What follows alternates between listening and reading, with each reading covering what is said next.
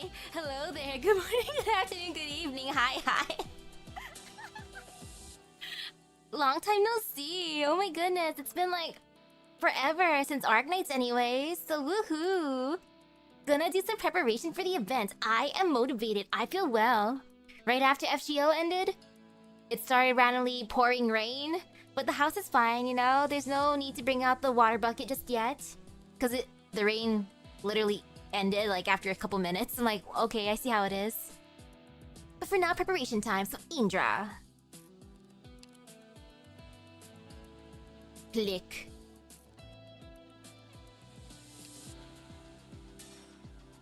Man, look at how cool Indra is. So epic. So should it be looking at this stuff first? Okay, files, record, then module. Okay. Good to know. So file. File, record, module. Basic info, codename Indra, gender female, combat experience 7 years, place of birth unknown. Oh, surprising. Date of birth April 15. Oh, it was just her birthday. Race feline, height 173 centimeters, infection status confirmed infected by medical examination. Physical strength excellent, mobility standard, physical resilience standard, tactical acumen normal, combat skill excellent, originium arts assimilation normal. Profile, the leader of the Glasgow Gang's fighters in Victoria. During the war, she fought courageously alongside Vina Victoria and the Exemplars. After the war, she returned to Norport to continue running the Slobber Knocker boxing gym. As one of her main points of contact at Rhode Island's Victoria office, she is often invited to participate in practical combat training, essentially serving as a sparring partner, and occasionally helps Vina Victoria deliver messages back to Rhode Island. Clinical analysis. Imaging tests show the indistinct outlines of internal organs, obscured by abnormal shadows, originium granules detected in the circulatory system. The subject is confirmed to be infected with uropathy. Oof. Yeah, I didn't get to see those ones yet. Cell originium assimilation, 9%. No visible originium crystals have been observed on the surface of Indra's body. Though her disease is currently under control, she needs it to be closely monitored. Blood originium crystal density, 0.19 U/L. Indra was injured during the operations of Victoria and became infected after long-term exposure to high levels of originium particulate concentration. After the war, she repeatedly refused the specialized physical exams prepared by medical. Instead, she directed her colleagues, who had come to volunteer as medics, to treat local citizens first. At least 3 colleagues have raised objections to her indifference towards her own health. Tons of Londoners who need help more than I do. Besides, I have to book a checkup at some point, else Vina will duff me up. Again. Operator Indra's reply. Archive file number 1. Technique was not allowed her to survive for years on the street, but rather raw force and combat instincts. She developed into a great fighter through street brawling since childhood, and her confidence in her own 2 powerful fists enabled her to defeat countless foes. Archive file number 2. Glasgow hung out in the slums of Victoria, getting their start as a street gang led by Morgan and Indra. They carved out their turf and survived in the anarchy until C showed up and handed the supremely confident Indra her first ever defeat. Wow, the first ever defeat.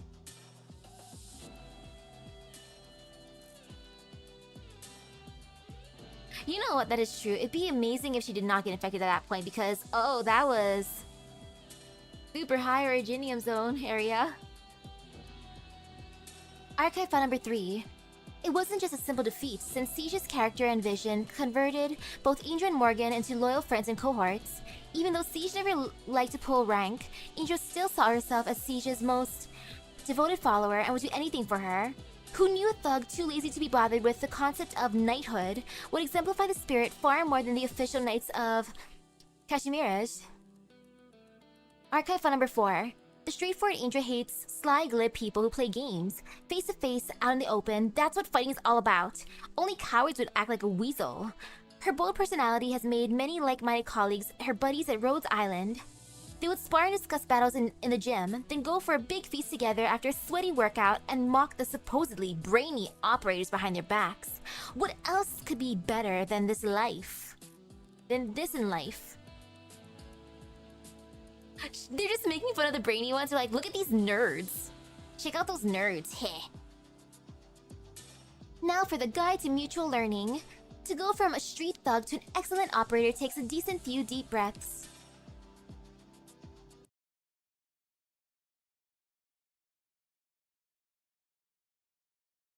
"8:27 a.m. clear. Rhodes Island Landship, training grounds." You ready? Here we go. Nice try, mate. Who says good morning before they knock you sideways? You're being daft. Why don't you try me? Shh. Your fist hard as pillows, all floppy. I could bludgeon better with brown bread, gone 2 days in the freezer. You're clearly not as fast as me. Yep, as one do, leaving one gotcha game for another. Why can't I hit you? Keep trying. No use, mate. Who taught you how to fight like this? My dad taught me. Wrestling techniques. My dad's a really amazing policeman. Eh? Dad this and dad that? You still a little kid then? Ha! Okay, eyes on the prize. I'll find an opening. Hey, that one was getting somewhere. Keep going. Come on, let's go again. I can't get away. You attack with such a crazy angle. What kind of style is that? Style? I don't think about any style when I fight, mate. If you could harp on about your fighting, show some skill instead, why don't you? I want to work up a sweat here, come on. Getting faster. Too slow, pick it up. Yeah. Eck, my eyes. That was an inch away. Too close. I don't even have the chance to hit back. I took one right in the stomach. Weak. Flip me. This is weak. Hey, oi, time out. You looking down at me or something? I'm hitting you serious here. Come on. My eye tells me you got skills, but everything you do comes out all dawdlin'. Listen, alright?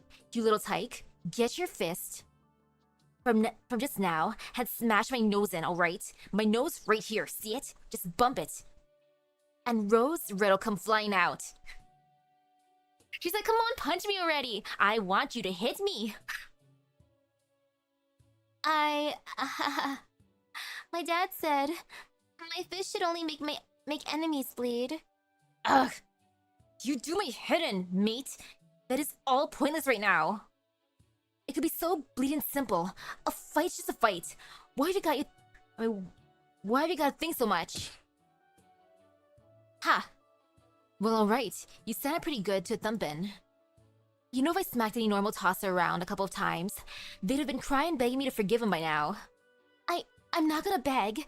You're insanely strong, but you can't underestimate me. Hey, I like that. Getting interested again. Seeing as you ain't run, I'm gonna hurry up and let you. Stop. Block my fist? What's this? Whip? Hey, not bad you. Instructor Doberman. Jackie, head down. Get Lancet to address your wounds as a holdover, and then report to medical. But training still... The morning training course will permit your absence. Extenuating circumstances. Don't expect this again. Furthermore, remember this. Rhodes Islander know training grounds are a battlefield, and you only face opponents, not friends. In front of the enemy, your lenience will be a weakness. Next time you're beaten like this, I'll have to consider giving you supplementary courses. Got it, instructor. Operator Indra, thank you for training with me today. Next time I'll put on an even better show. Shh, flippin' weak. Hold it there. Or you wanna go too? You look bang up, I'd reckon. I'm not gonna play about with you. Play? You say in fighting's play? Oi, can I check a sec, yeah? Do you know how I got here? Operator Indra, your current conduct is very juvenile in my opinion. You're no longer a student. You don't need me setting courses for you, but I'd still like to give you some suggestions. Then first off, before you're properly prepared, you're not to step 1 foot on the training grounds again. Huh? Why? That little rabbit told me if I wanted to fight, I could come here and all. I am not going to waste time pointing out how many incorrect assumptions you've made in that one sentence. Briefly, the training grounds are not a place to vent your private moods.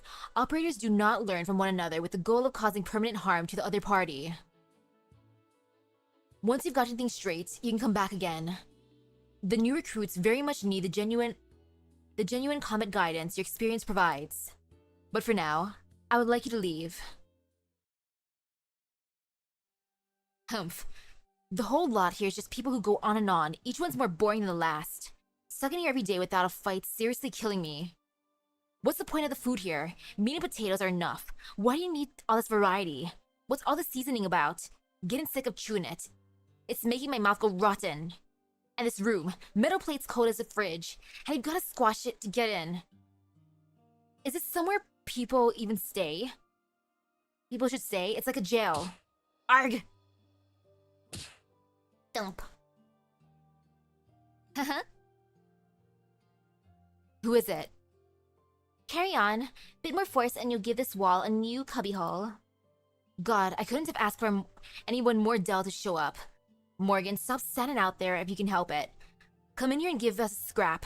Let me get some relief. Don't feel like it. Couldn't hit me if you wanted. But who knows how long it'd be before you're too worked up not to punch a wall again.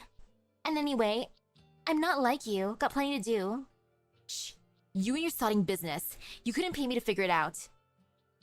I know you just run around completely out of sight anyway, exactly like you used to.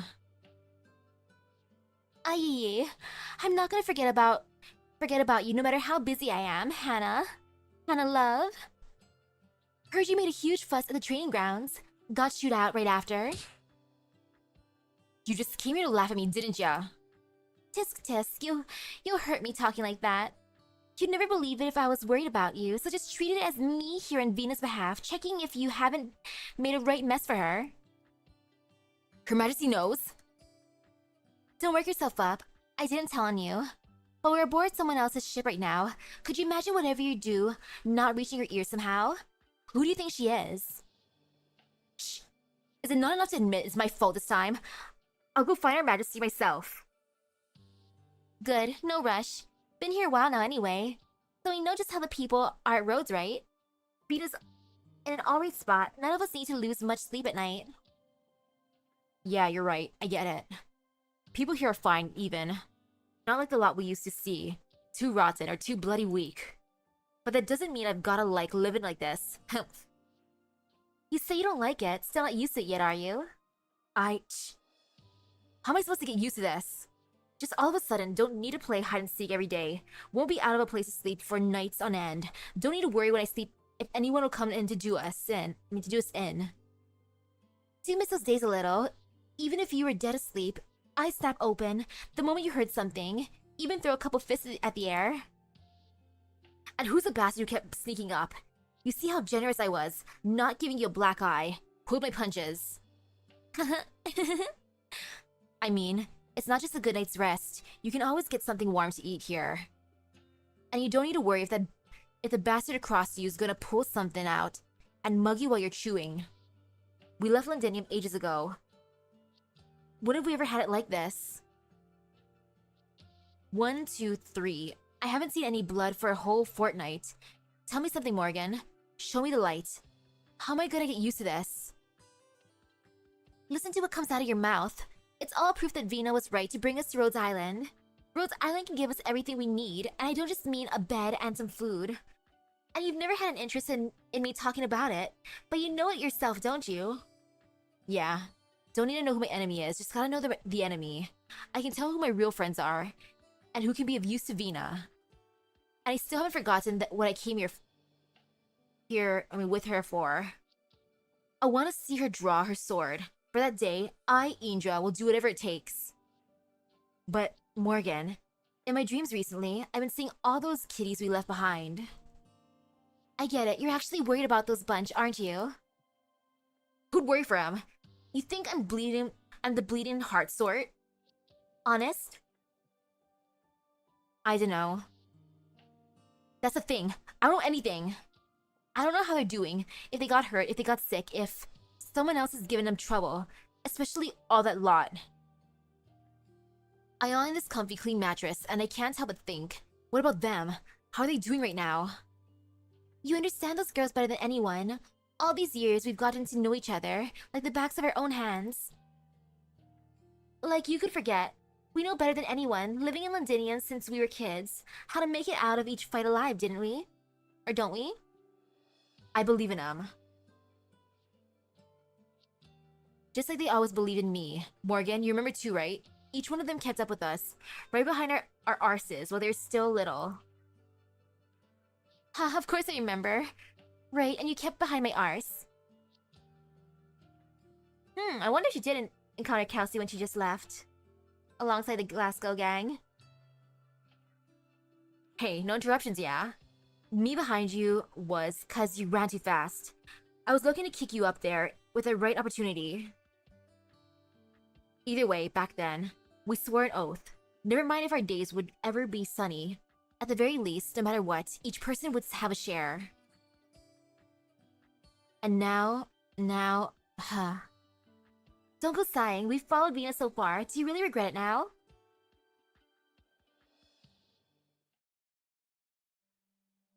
No regrets.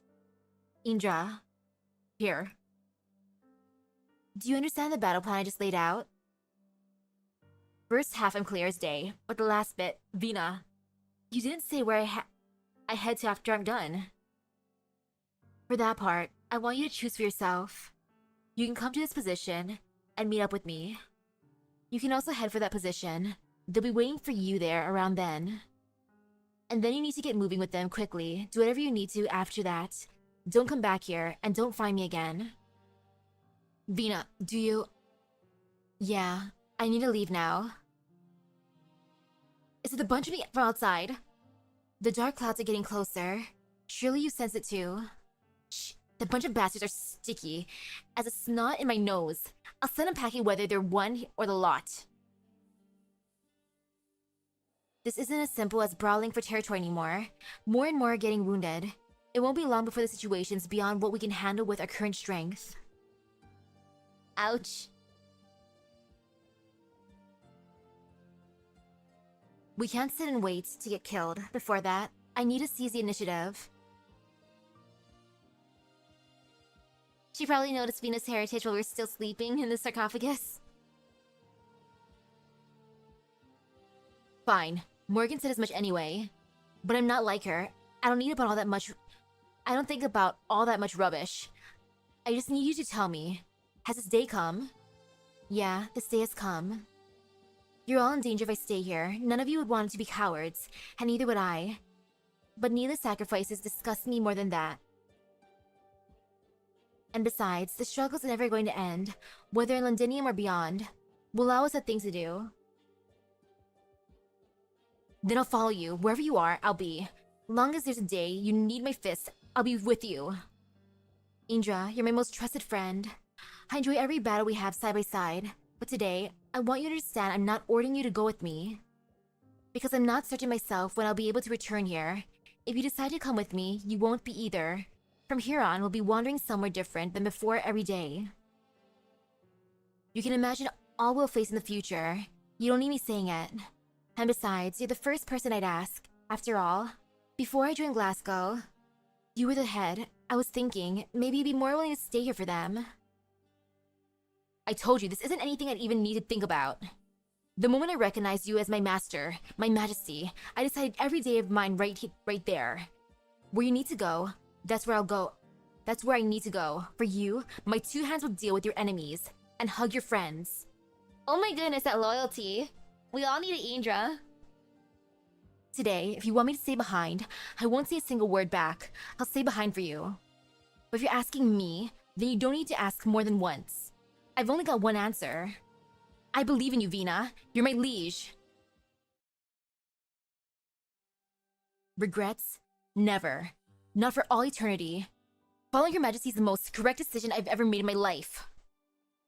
Aye, you're gonna wake Vina from the other end of the corridor, raising your voice like that high? Hey, don't give me lip. Yesterday night, she was thinking things over so late. She must be sleeping like a baby right now. Alright, you're alive enough that I don't need to keep chatting with you now. Keep punching a hole in that wall. Make your way through, you can escape whenever you want, nah?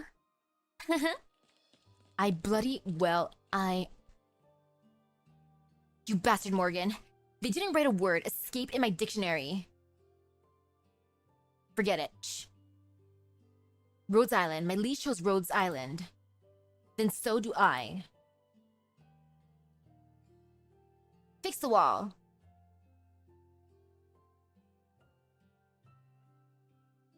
Doesn't change how crap of an eyesore being stuck in this room is.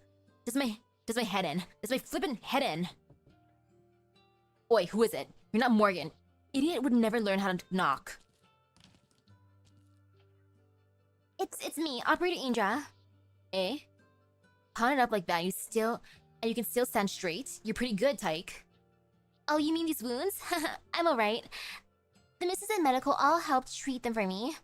When my dad used to take me training, sometimes I'd mess myself up just as bad too. So you're not here to get one over? Revenge? No, it's okay. These injuries you left me are all from helping me train, right?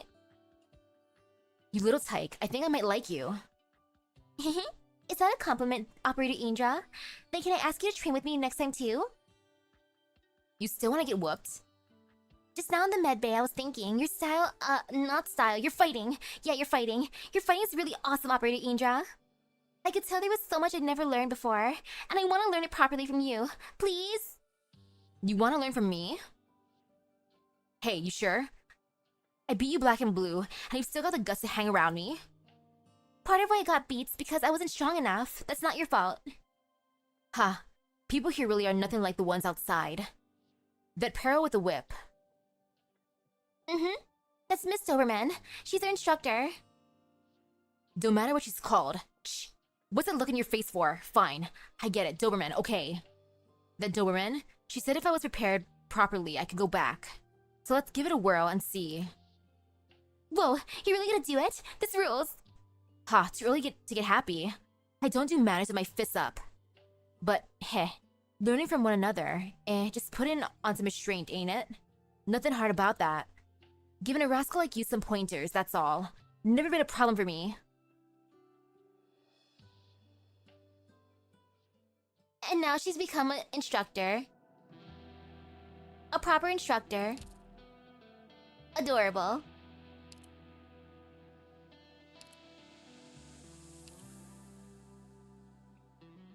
Oops, I meant to stare at the thingy, my bad. Hannah's dislocation rehabilitation set. Yo, look at how edgy this is. The gauntlets, the chains, the brass knuckles.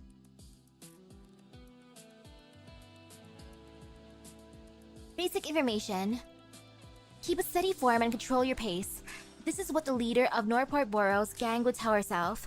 Indra could barely keep herself conscious, but she used all of her will to keep herself together and face the enemy head-on. Here, the decisive moment. All she ought to need was one more jab. You still want to go? The calm voice of the opposing party was nearly drowned out by the sound of her own heavy gasp for air. Loose silver hairs drooped down from across her forehead, blocking her vision and blurring out the golden figure standing firm before her, illuminated by a street lamp. Don't be so quick to call yourself the winner, you little shite. I ain't lost yet. Indra adjusts her breathing and secretly shifts her center of gravity to behind her left hip, all while gathering her hair firmly behind her shoulders. She raises her fists and clutches her fingers, gripping her shabby brass knuckles even tighter than ever before. I'll help you remember, outsider. This here street's mine, Indra of the Glasgow gang. As soon as the words were out of her mouth, the silver figure suddenly steps forward, pouncing upon her opponent faster than the eye could see. She lifts her left fist as if putting every last ounce of her strength into this one strike, but then commands her body to turn and instead funnel all the strength into her right fist. Indra hears the golden-haired girl mutter in her ear, "I'll remember it all right, Indra of the Glasgow gang." A tranquil voice, as she always was. Indra still remembers that after she lost her balance, she fully expected the cold embrace of the cement road, but that hard sensation looming large in her imagination never came. Through closed eyes, it was like she had fallen onto a ball of sunshine. And that's when she fell in love. Run? Run from what? Sorry, Vina. I was daydreaming a bit. Didn't hear ya. How to fight with the Glasgow gang. This was your work, wasn't it? Rule number 4. And this is the most important rule. When it comes to time to run, remember to run. Oh yeah, pretty much sums up every street fight I've gotten into over the years. That night we first met, why don't you run? Gonna have to think on that one. Angel lowers her head and contemplates for a moment. Back then, whenever we ran from a fight, it was so we could survive. For scoundrels on the streets, nothing's more important than staying alive, but... Siege sits up, facing herself towards Indra. Indra raises her head, looking right back at Siege. Under the flickering lights of the boxing gym, 2 pairs of golden eyes face each other, and she sees herself reflected in the Aslan's eyes. But there's no feline who doesn't like some time under the sun, right? Indra draws back the corners of her mouth, impishly bearing an ivory grin. That's cute.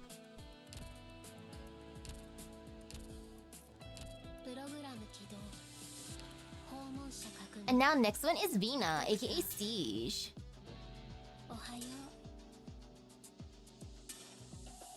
And of course they're also cool.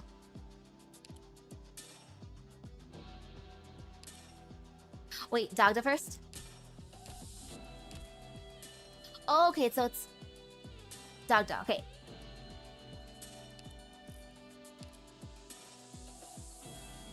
Still cool. File. Basic info, codename Dagda, gender female, combat experience 7 years, place of birth Victoria, date of birth July 9, race feline, height 155 centimeters, infection status, medical tests have confirmed that no infection is present. Okay, top to bottom, and top to bottom in that order. Okay. Surprisingly not infected.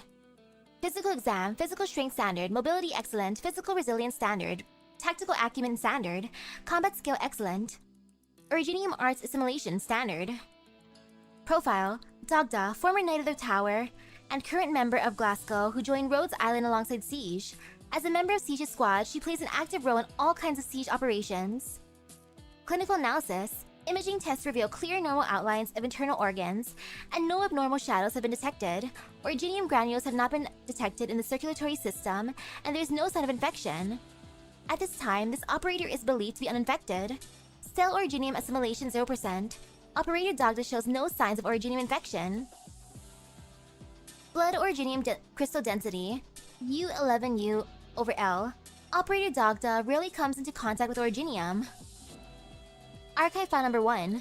Compared to the other members of Glasgow, Dagda quickly got used to Rhodes Island's operational style.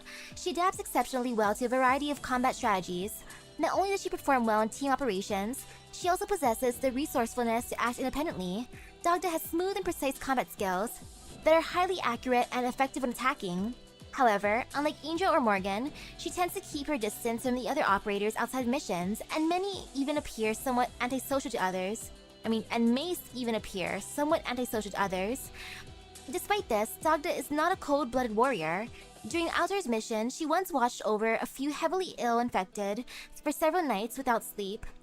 It may be that she is not good at expressing her feelings because of her past experiences required her to keep calm, but time and again, she has proven that, like other Rhodes Island operators, she will lend a friendly helping hand to anyone who needs her help. Cute. Archive file number 2, Dagda's fashion sense stands out quite a lot from the crowd.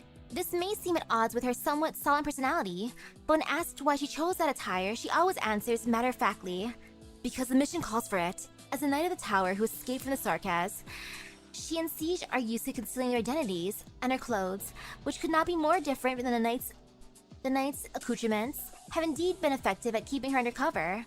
That said, she seems to have a hidden passion for fashion. A hidden passion for fashion! As evidenced by the magazines and mail-order accessories she hides in her dorm room. That is adorable. She can often be seen at Operator Acid Drop's hallway, skateboarding competitions, and operator Vigna's midnight cafeteria rock festivals, it wasn't long before everyone started to know her as not just the Knight of the Tower or the Glasgow member Dagda, but also as the punk girl Dagda. Who got her this nervy anyway? When we were out drinking, picking fights, she'd either be spouting off about the Knights of the Tower's code of conduct, or practicing her sword skills with a proper serious face on. It's been 10 years, but even though she's left for so long, all she ever talked about was her duty. Indra and I were sick to death about hearing about it. Maybe this hobby is her way of letting off some steam? Could be something like a late rebellious phase, Morgan. It's not just a phase, Mom! Archive file number 3, Glasgow Fighting Guide. Rule number 1, bring as many mates as you can. Rule number 2, look and sound tough, bring the heat. Rule number 3, attack first before the other blokes and go for their vitals. Huh? What vitals? I don't mean their arteries or heart or anything like that. You wanna get us banged up? Rule number 4, and the most important rule of all, when you gotta leg it, leg it. Don't just stand there or try to be a hero. Remember, you're the last of the knights. Sorry, I do apologize often. Scrap that bit just now. Yeah, we good? Alright, I don't remember stuff well. You see, if you're proper riled up about it, come have a go at me. Blow some steam. Excerpts from Dagda's recording of the lesson Indra gave her on how to fight. In addition to the voice recording, Dagda also took several notebooks worth of notes, which included the signals for specific moves and detailed combat summaries. Her first few fights recorded in that notebook were all against Indra and Morgan, and from these notes, it appears she was frequently beaten up pretty badly. Poor Dagda. She's like, I used to be a knight. Believe me, I may be getting beaten up, but I used to be one. Hey, hello. Siege's cautiousness around me is only natural, considering it was the scheming of certain nobles that drove them to leave Londinium in the first place. I should prove to her my loyalty with my actions. Dagda held no resentment towards Indra and Morgan when she reflected on their first meeting. Why did I keep fighting them after that? It's all practice. It's so that I can pick up new combat techniques, and certainly not because I have any particular love for street brawls. Tsundere. It's not like I like street brawls or anything. Archive file number 4. Isabel Montague, the daughter of the 3rd Count of Manchester. She began her training as a knight when she was 11.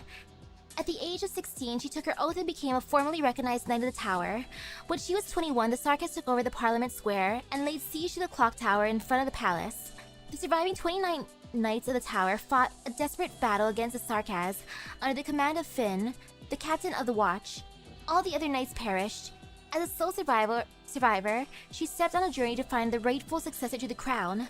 When she was 23, she returned to Londinium with the Aslan heir sketched out. When she was 23, she returned to Londinium with the other Glasgow members.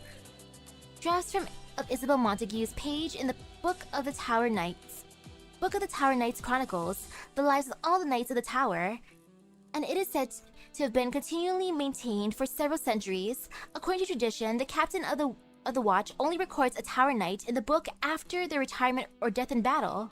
However, only a single Knight of the Tower still remains. Over the past 2 years, Dagda has carefully sorted and added to the pages of her 28 fallen comrades. On the way back to Londinium, she once again took out the book that is her responsibility to keep safe. Between battles, she often stared at these empty pages and spaced out. Dagda knows that, having sworn to protect the heir to the crown at the cost of her own life in the forthcoming battles, she should perhaps write down her experiences in the book, just as her mentor Finn once did. However, every time she tries to put pen to paper, someone is always there to interrupt her. Sometimes it's her friends from Glasgow, other times it's somebody from Rhode Island. Perhaps this will help Dagda realize that, as both a member of Glasgow and an operator of Rhode Island, she still has a long future ahead of her.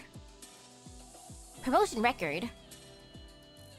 At first, she did put quite a bit of pressure on me. She kept urging me to return to Londinium as soon as possible and take on the responsibility I must shoulder. No, I don't blame her at all. Quite the opposite. I'm worried that the responsibility that's kept her shackled all these years will eventually suffocate her. You saw it yourself. At the Mausoleum of Kings, we saw the Steam Knights. That was the first time I've seen her so agitated. After we got out, I thought she'd be pretty shocked or at least dazed, but she wasn't.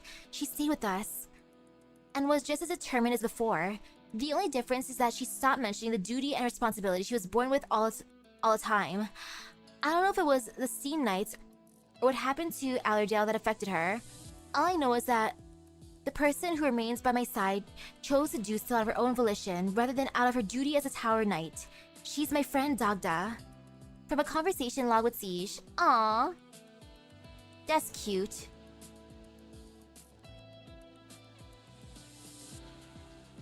Oh. There's some spoilers for Vina Victoria, huh? Oops, wrong thingy. I meant to click on this one. They'll be right back. I'm gonna grab a bottle of juice. So we'll just stare at that. We'll stare at how she strode onward, unrealistic delusions in her brim of honor, duty and patriotism. Reality, meanwhile, endlessly tortures her.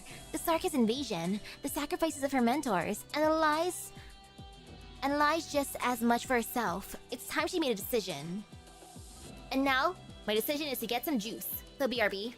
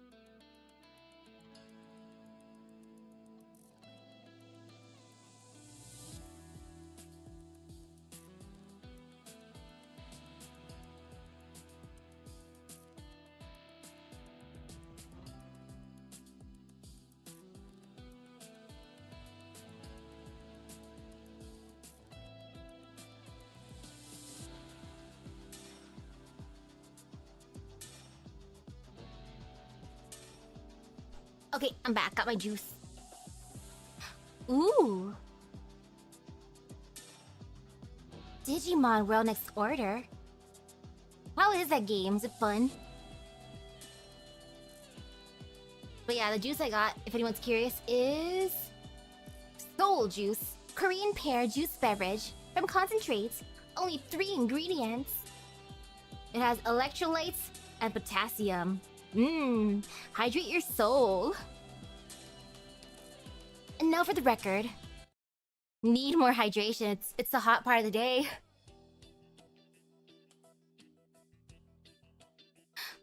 Ooh. Okay, you like it? You're a big Digimon fan? I gotta play that then. Hey, Madame Dogda? You still want us to keep calling you that, right? I'm here to apologize for the scrap yesterday. Hannah's too embarrassed to come here herself, and she did help pick how these clothes and all. That whole malarkey yesterday, that's just how the Glasgow gang does nice to meet yous. If we're not on agreement, then we let our fists do the talking first. I've got nothing against you in actuality, love. Ah, yes, keep myself hydrated so I won't get thirsty watching Braver. So, want to give these clothes a peep? I'm sorry, Madam Morgan, but I don't think I should be here. Be party to these. It's not in accordance with etiquette. The principal source of any friction with me was Madame Indra. There's no need for any apologies from you. And these clothes are hardly suitable given my current standing and circumstances. I won't be wearing them, and I won't be forsaking my rescue of Her Royal Highness. Wait, pause it with the etiquette and standing and whatever. You're just going to turn these down out of hand? Madam Morgan, I really apologize, but I shouldn't. One sec. Look, we're giving you this to say sorry. It's a whole outfit, all brand new. The least you could do is look first before you decide.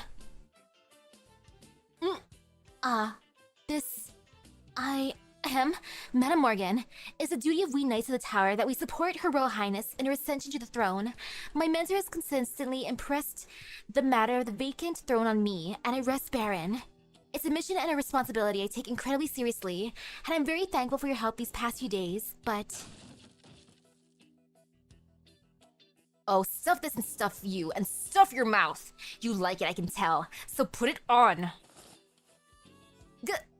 It's not right for a knight of the tower to... I like how they're forcefully dressing her. Wait just a moment.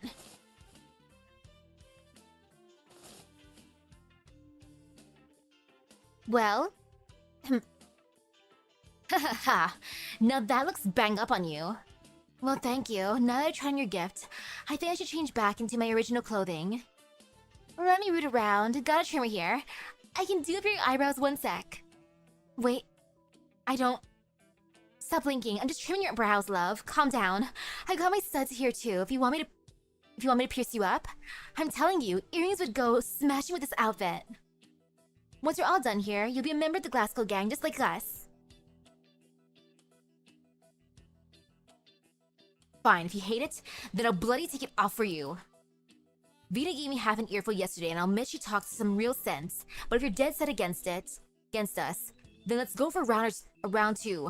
Let our fists do the talking. Hey, yup. No! Flip's sake, what now? I'm keeping it on. Thank you, Madam Morgan. I do love this outfit and these earrings. Also, could you help fix up my brows for me? I'll try not to blink. Wait, so you accept Indra's apology? I do. I knew it. You were never narked at us, really. Hannah's just loudmouth and cocky in spades. If you went serious one-on-one, she'd never beat you. Excuse me? Dogda. Madam Dogda, that is. You might want to slow down too. You just arrived and all. Venus still thinking it over herself. And I mean Hannah too. You spouted all that protect the honor of Victoria guff at her, and you could see that the dynamite go off inside her. But she doesn't hold it against you. She'd rather kick any noble in the gonads, that's all. In the gonads. Humph. Madam Morgan, I feel we can refrain from keeping our distance. You can simply call me Dogda. And Hannah? Can she call you that too? She can, I suppose. Here, you can have these earrings now. Looking good, right fit. You're made with the style. Shame Venus not a patch on you. She's dressed like the arse end of bottom alley right now. How about sometime we give her a makeover like yours? If it would be for Her Highness. Power. Adhering by her counsel, I found Her Royal Highness Alexandrina. However, it shocked me to find that she did not wish to leave her present companions to travel with me. Your teachings are still writ in my head. It was every one of you that broke the capture and delivered me out. The text is struck through. Fresh handwriting follows. Her Highness' present companions are a cohort of gang members, with her as their leader. Madams Indra and Morgan have given me new uniform, the latter of whom also gifted me her earrings. They say that from today forth, I may consider myself too a member of the Glasgow gang. I reminded the time Master Baily first taught me makeup, as well as her taking me to see the fashion show in secret. I'd all but forgotten those memories. Yet I had not forgotten the vacant throne I am trusted with, being that I cannot let the knights fall into further disgrace. I know that I can never accomplish this alone no matter what, but this purpose has brought me to this day and is what I exist for. I will see our liege back and Victoria's throne will be vacant no more.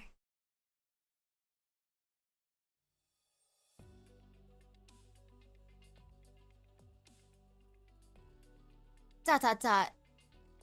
Bloody Morgan had me on. I just knew it. I could see her dying to laugh when she agreed. Stunk of evil that. I don't think I should be teaching a class right now, though. I wanted to prepare a little before we return, plus, I never hang around the training room in the first place. Go to Venus' work then. Talk with the doctor about heading back to Londinium. What talks are they even having? We're heading back full stop. As a knight of the tower, don't you think I should be elsewhere? Cork it. You're here with me, so let's try these lot on for size. Now no more chatter.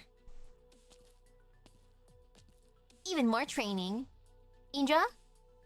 Jackie, is Instructor Indra always this testy? I think some stuff happened in Victoria. Gah, whatever you bloody lot don't know how long the story is. Here's the deal. We're going, so today's the last chance you get to fight us. Our little girl here can explain the rest to you. I am done talking now. Ouch. Ahem, I'll be your opponent for today. Poor Vina.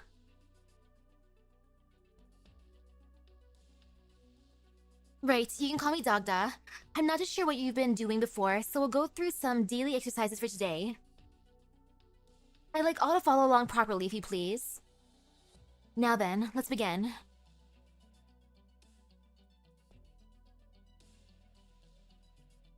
Based on my experiences being trained, you'll first want to grasp on your swimming, lancing and fencing skills, as well as learning how to wipe off your weapons, and fight in coordination.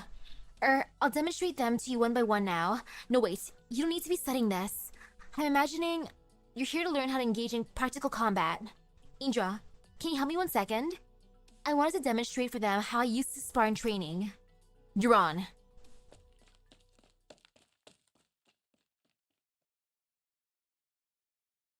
What a nice lesson. This is your first training session, Isabel Montague. Before you formally begin training as a Knight of the Tower, I want you to always keep this in mind.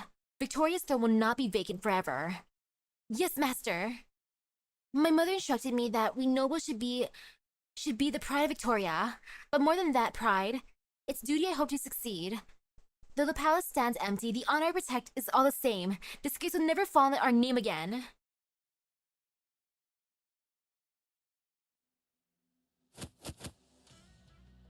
Now watch and bloody learn. Abdomen, face, both exposed points. I'll focus on them.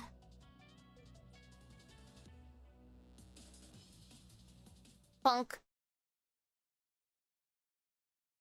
Isabel Montague. Dark be the lights of the palace. It falls to me upon this hour to anoint thee as a Knight of the Tower. Yes, Master. You've wiped clean your weapon. Do you swear here and now that you will uphold the peace? I swear. Do you swear here and now that you will relinquish your personal greed? That you will inherit the spirit and honor of the Knights of the Tower? That you will pledge fealty to the kingdom? I swear. Do you swear here now that you will devote the remainder of your life to protecting Victoria, to protecting this nation? I swear. Your oath is made. Isabel Montague, no longer you apprentice under the tower, you are now a knight of the tower, in all trueness and formality.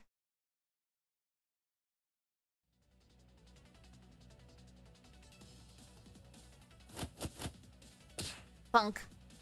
Whoa, that was crazy. Wow, she almost sent Instructor Angel flying. Is Instructor Dogda just this powerful? This won't do. Master Finn taught me that modesty was a knight's virtue. I'm here to assist. Knocking Angel away is far from right. And she buys a ceiling lamp and end with a bath heater. She just gets angry enough. Oi, oi. Now I've got you wide open. My turn. Haha. How long's it been since I went like this? This is the stuff. Give your hand here. I'll pull you up. Wow, you can tell Instructor Angel's got real deal talent though. What a turnaround.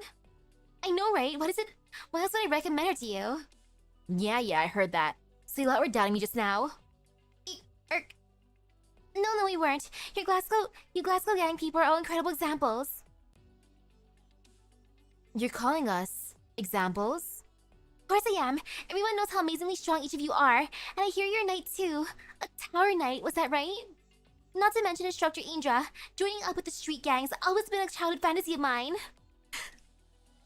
I like that. I like this intern. Oh my goodness, I've always wanted to join a street gang.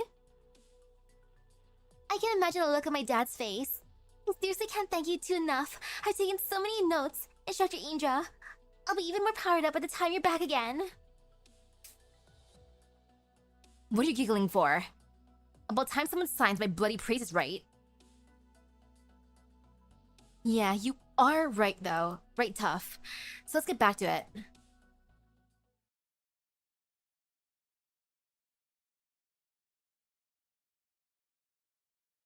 Master Finn, as mentioned in my previous memorandum, I boarded a land ship at the name of Rhodes Island together with Siege. Today we departed and returned to Londinium. Indra asked I hold her final class together with her and bid farewell to her sparring partners. It was like a deliberate move of her so that I shake some of my nerves, I know.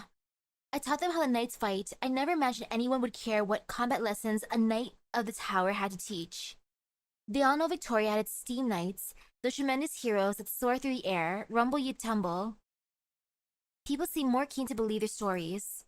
But these operators, sparring for practice, the name of Tower Knights is familiar to them too, and the notes hold our combat characteristics, as you first taught me. All while they're not even Victorians. I seem to understand why Angel loves boxing with them so much now. I apologize, Master. It's been so long since that I'm bound to forget some of what you've first taught me. But I still remember how you entrusted me with the matter of the vacant throne. Though I can't remember the words in concrete any longer.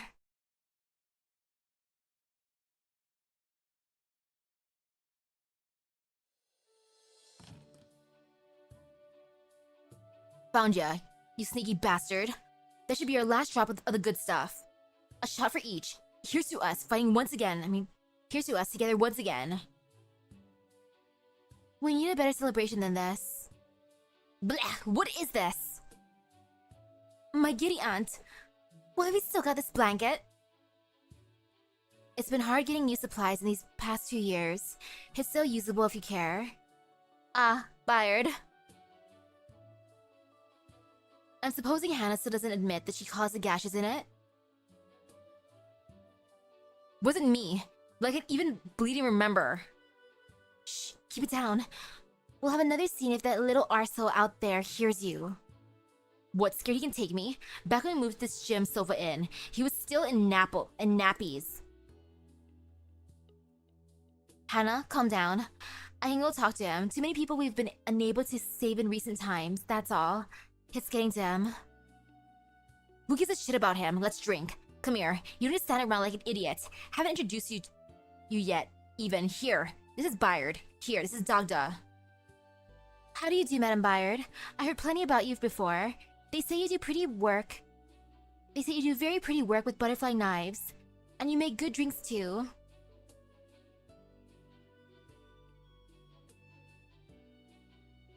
Hers was pretty sad though. Especially since it could have...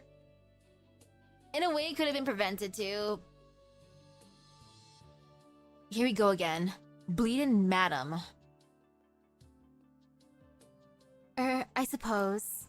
Shame I can't make you lot anything right now. Too low on goods, and everything we've scavenged is filthy. That is a shame. Angel's eyes light up every time she recalls it. I've always wanted to... Okay, nice to meet each other, ain't it? You're not getting her drinks, nah. So let's just down this stuff. I'll fetch you a glass, Dogda. How much can you take? Just a little will be fine. I don't really want to get drunk.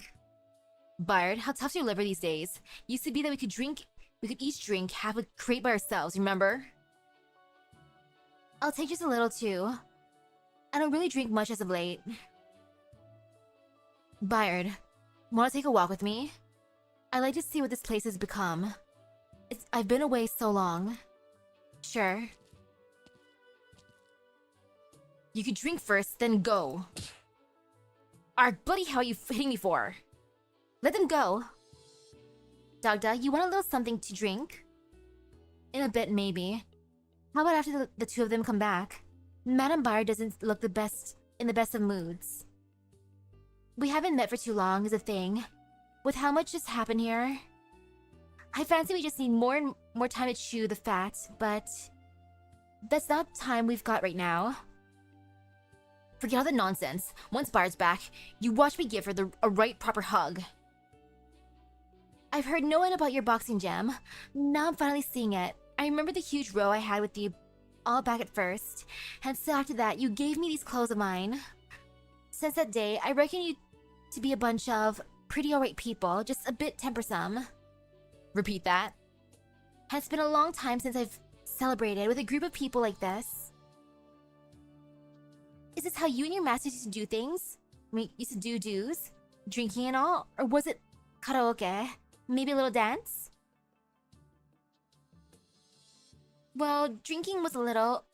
I suppose they did have to tell me to loosen up all the time, but... we did mainly sing to celebrate. What kind of stuff? Ooh, alright. Ahem. Issa? You're in charge of this get-together from here on. Lead us all in celebration. Haha, good impression, right? We're back. What have you been talking about? Dogda remembers the final night she sang with her colleagues in merriment. Her masters nudged her to allow some air between her and the knight's creeds, and they shed their armor and led her on down to a cramped little basement bar. They squeezed together the seats and held each other shoulder by shoulder, so as not to be seen, and sang to the murky ceiling at the top of their voices, singing until the patrons all about them cursed at them for the noise. By wild and a yonder, by rage and a gale words. Red ripper moons and the blackest of broadswords. Death hangs above in the air and does eye me. Here in the tower, Victoria be me. Death hangs above in the air and does eye me. Here in the tower, Victoria be me.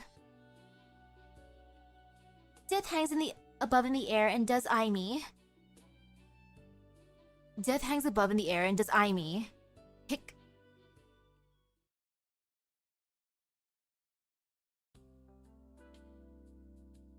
Yay for party! Bard? You don't have to come out if you don't feel like it. I just wanted to chat with you. Things like, Siege and the gang mentioned you a lot, so even though this is the first time we've met, I feel like I already know you pretty well. And, you speak about things a little differently to how they do, and I'd like to get to know you a little more. Okay, I admit, Morgan pushed me to see you. I don't actually really know what to say. I'm sorry, Madam Bard. Sorry, I guess my mood's been spoiling it for you lot. You say that. The first time I met them, we ended up in a huge scrap. Angel was in splints for weeks after. I think that would have spoiled their moods more, right? Oh, never knew about that. What did you say to set all that off? Well, that I was a knight of the tower, and I'd sworn to succeed to the honor and the shame of Victoria, and that I'd be leaving with Siege so we could return to have her installed as monarch as soon as possible. That was a sticking point. Even on the way here, Angel hasn't stopped arguing with me about that. How about you lot? Did you tend to argue at first? We get Hannah to clean the room for once, and she just stuffed away everything she didn't recognize into one tiny cupboard. Ugh. I just knew she'd do something like that. Or let me think, Hannah might have accidentally sprayed Vina in the face with fizzy pop one time. I remember they had a massive scuffle about that. Morgan was pissed afterwards, went up to me and asked, how come I go in to mediate and they sock me? That's the first time I've heard of anything like that. What about you then? Did you ever have rows with them? Never. I've never fought with them before. In that case, I think maybe you could try having a quarrel. Or not that I know anything, but... After we first fought, Morgan gave me this outfit and these earrings, and I was led into the Glasgow gang. Angel started getting dead upset at all my nightly habits after that, so I changed bit by bit. Oh, look at them bonding. They joined the Conflict of Victoria in July 1098, based on the Castilian Rescue. The aftermath is December 1098. Based on that, at least 4 to 6 months, we are fighting a war when it officially ends.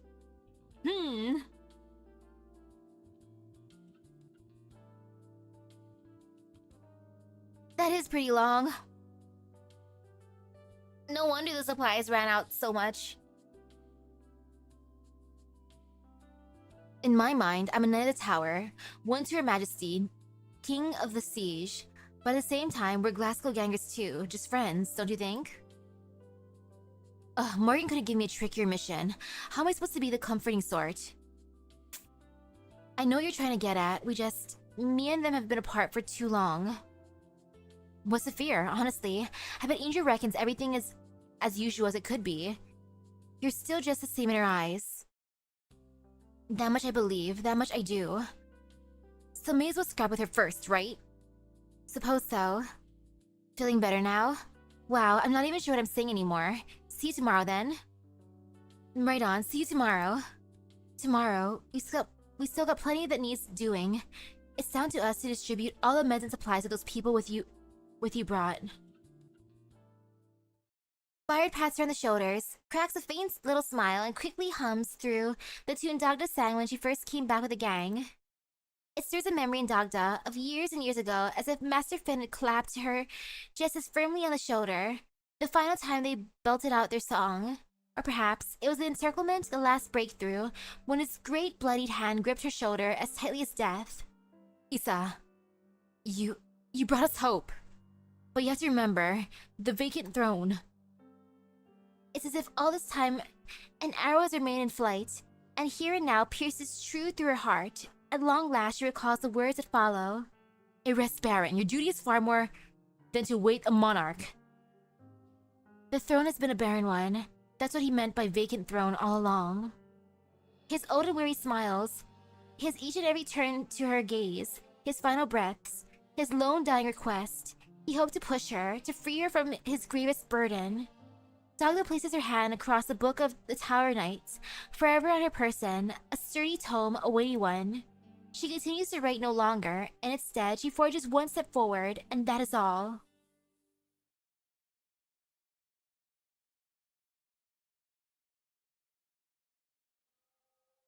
Oh, and now to the ship.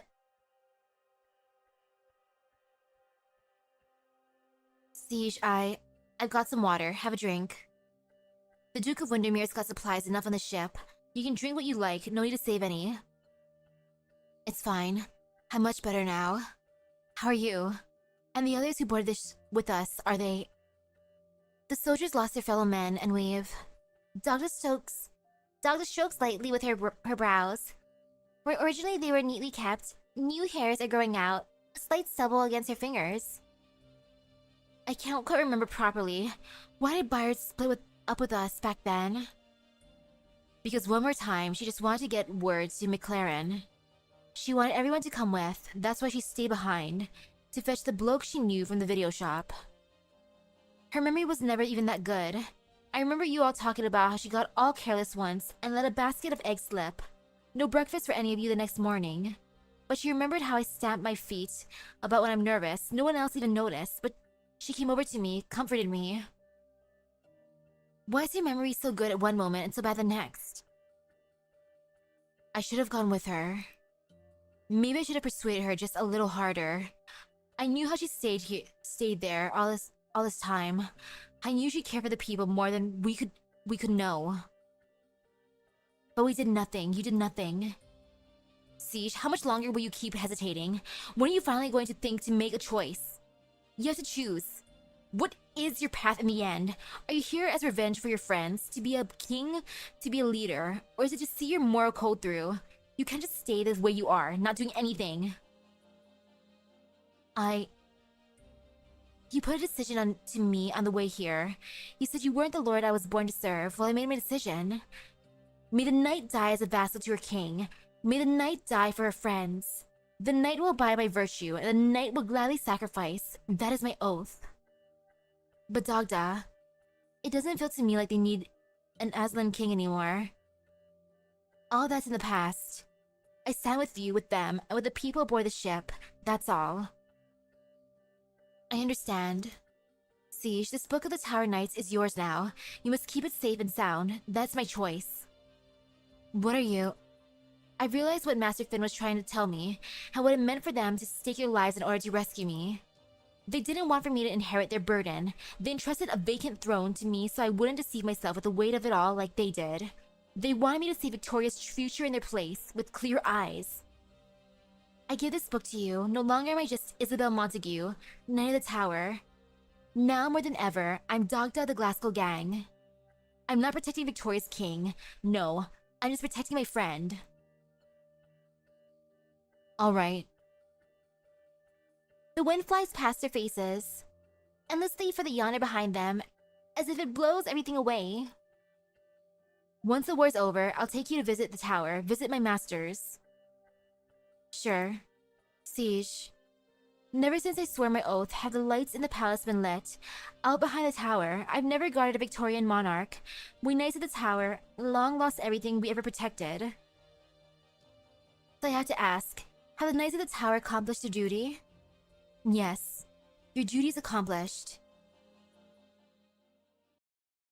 Yay for resolution! But oof.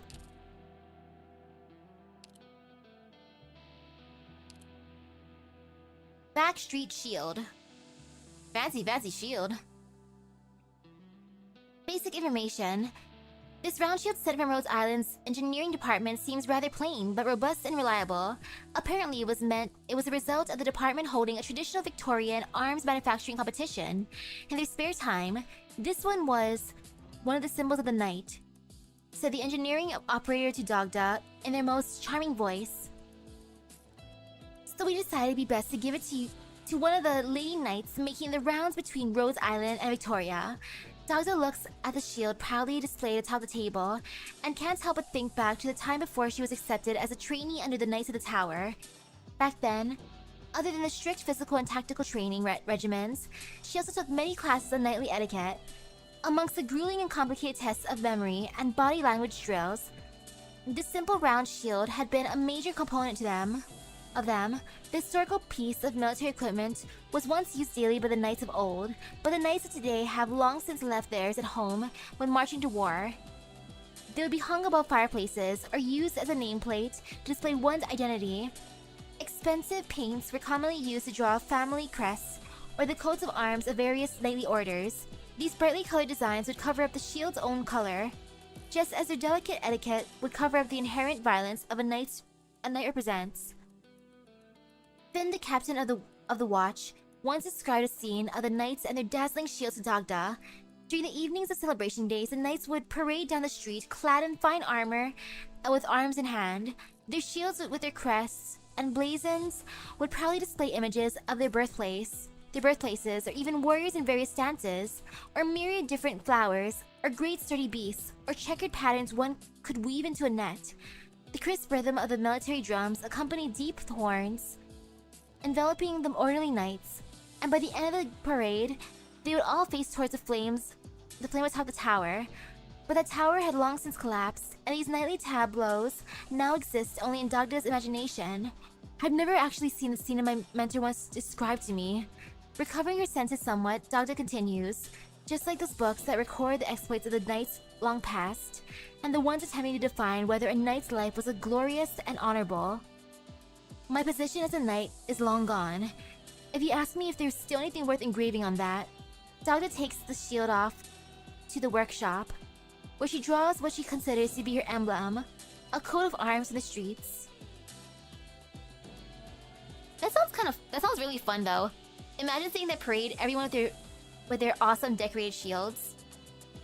Like some of them with badass symbols, some of them with their hometowns, others with flowers. And now look at her with her street symbol.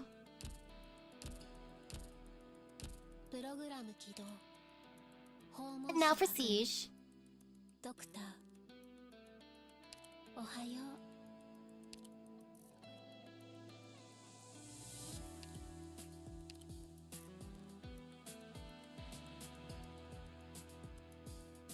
And another sip of juice. Hydration important.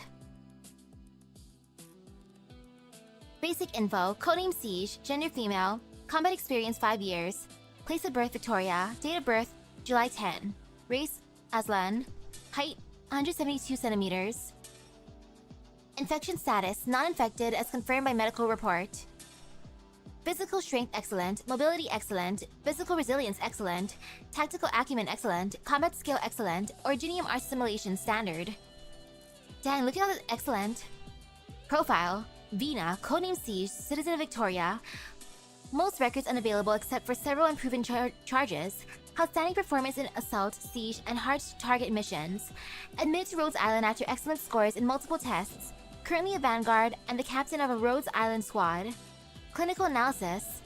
Imaging tests reveal clear normal outlines of internal organs, and no abnormal shadows have been detected. Originium granules have not been detected in the circulatory system, and there's no sign of infection. At this time, this operator is believed to be non-infected. Cell Originium assimilation 0%. Siege shows no signs of neuropathy. Blood Originium crystal density 0.14 U/L. Due to Siege's peculiar pattern of activity, her risk of infection rises daily. Preventative measures are advised. Siege is currently in excellent physical condition. Her physique, by the way of rigorous training regimen, is more than suited to the needs of Rhodes Island. Her fierce and sometimes reckless close quarters combat style has the medical staff very concerned about her frequent contact with the infected. Very concerned. Medic Operator Meyer.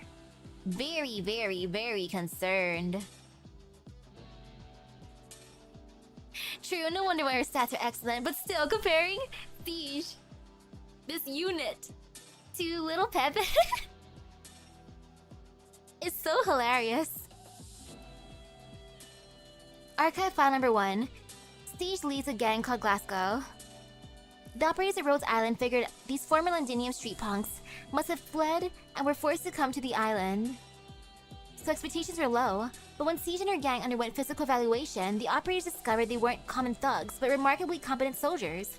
The medical staff even expressed doubt about their alleged background, as their incredible fighting skills went far beyond what one would expect from the hardships of the street. However, Siege's assertion that they really did lead a rather normal life in Londinium rang sincere and true. Mutual trust is the first step in building a friendship, so the operators chose to take Siege's word for it. Trust is the foundation upon which Rhodes Island was built, and how she gathered her crew of outstanding operators. Archive file number 2. Siege has a deep bond with every member of the Glasgow gang, evident in their daily interactions and chemistry in battle. Siege never stops at good enough. She does her best to complete every assignment at Rhodes Island sent her way.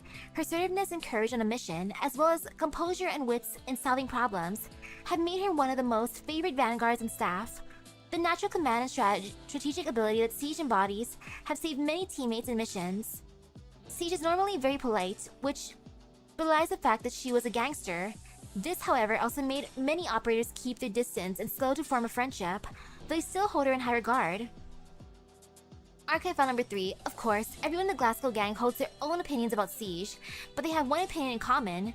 Siege is not deliberately keeping her distance from other operators. It's just an aloof attitude she has when dealing with people, sometimes to the point of seeming too lazy to try.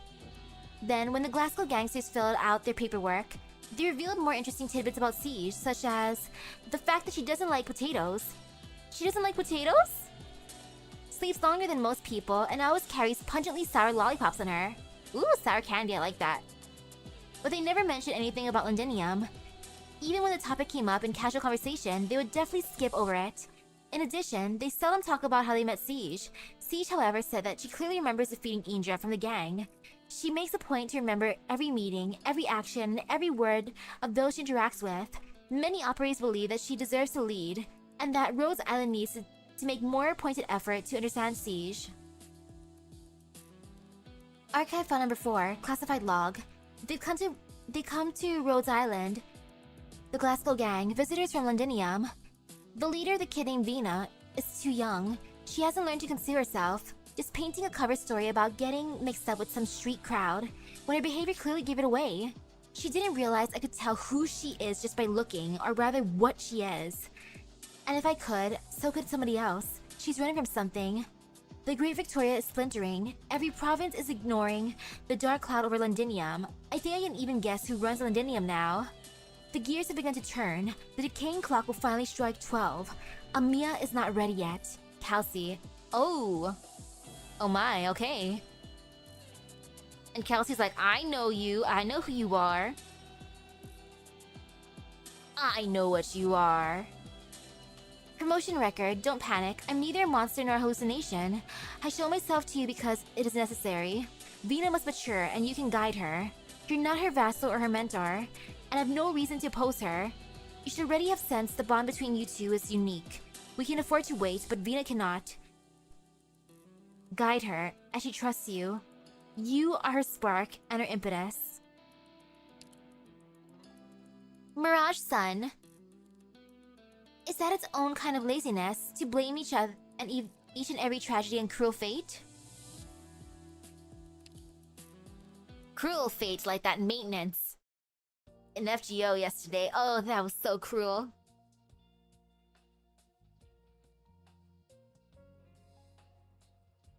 Once we clear these abandoned plates, the exemplars will be able to reach Londinium's walls.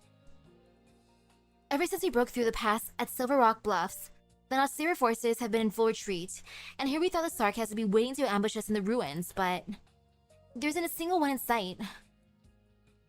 That strange crimson color in the sky has also started to dissipate. To be honest, my nerves are still a little shot. The battles in the past few days have been nightmarish. Too many fought with their lives for this victory, pushing through all the pain and hardship. Anyway, this is a victory that belongs to each and every one of us. Our home is just around the corner. Let's pick up the pace and... Shortly after chapter 14, eh? Suddenly, a massive roar fills the air and the entire building begins to tremble.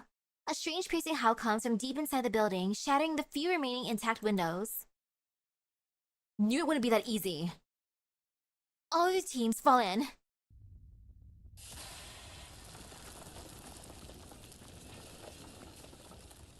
What was that howling sound? The sound of steam? Vina, can it be? Victoria. Notify the other teams and have them evacuate the building immediately. They're to stay on high alert, find cover, and be ready for an anti-air operations. Our team will proceed in defensive formation while looking out for any potential attacks.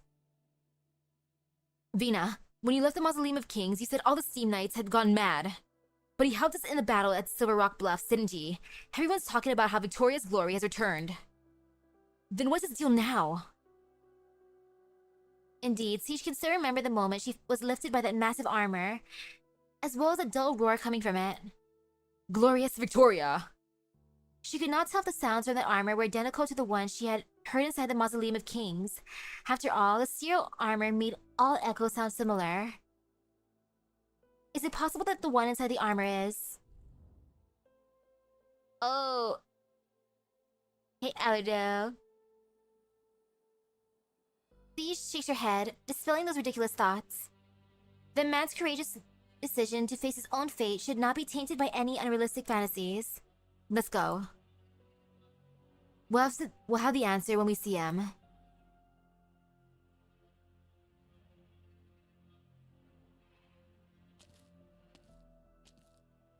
He should be here, at least. He was before. The walls and the ground are scarred with traces of flames and blades, forming massive gashes that stretch deeper into the building. It is not the first time she has seen such traces. They were also there along the corridor, in front of the gate of the Mausoleum of Kings, where the statues of bygone kings stood. According to Victorian canticles, what spews forth in the Steam Knight's blades is unyielding valor. What about now? There are Sarkaz corpses here. By the looks of things, this is where the Sarkaz planned to besiege and kill the last Steam Knight. Siege recoils in horror. She has heard these words before. A hand tugs at her sleeve. Siege. Daja looks at her. The two have experienced the very same thing in the Mausoleum of Kings, the burial ground of glory. He's the last Steam Knight. If he chooses to stand in our way again like in Londinium, it's alright, I know we'll have to face him sooner or later. Dagda. He has his duty and we have ours. Duty. Someone once told her that the purpose of her entire life in Londinium was merely to fulfill a duty. Indeed. But she has long decided not to acknowledge that anymore. We should cast aside all these duties and save him. Simple as that. Do we have the right to do that? Better to act first and apologize later than to stand here worrying about it. Let's go.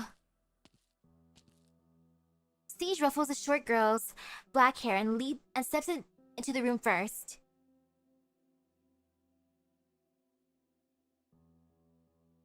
Charred corpses are everywhere, and these are pieces of the Steam Knight's armor. It should have been more of an encounter battle than a proper ambush. By the looks of things, the Sarkaz weren't prepared to face such a tough opponent here. I've taken a look around, no Sarkaz survivors. The only place left to search is a space deeper inside. Behind the broken wall, the other half of the room is shrouded in thick darkness. Not a single sound or breath can be heard from within, as if the sound of steam from earlier was just an illusion. You all stay here and be ready to evacuate. Siege slowly approaches this darkness deeper inside the room. Perhaps she would be greeted by a torrent of steam and smoke. Perhaps her face would soon be illuminated by the light of a blazing longsword. Siege can't help thinking about that best outcome. Perhaps the friend whom she thought she had lost might be leaning next to a massive steam armor, sound asleep.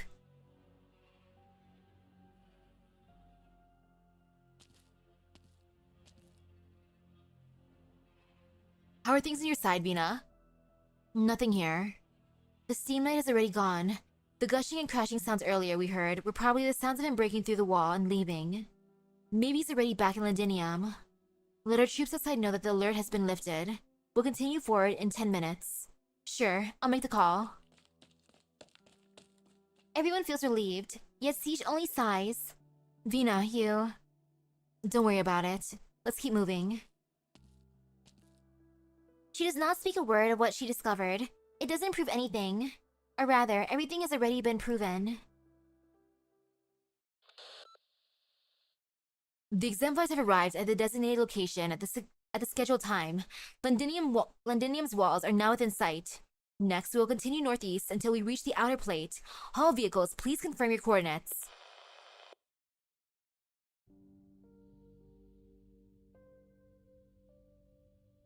The sunset, now no longer tainted by the vile crimson shade, forms a spectacular sight. However, Siege's mind is elsewhere. The golden afterglow reminds her of her teacher's magnificent mane, and the longsword that has been part of the countless legends in her hand. As well as...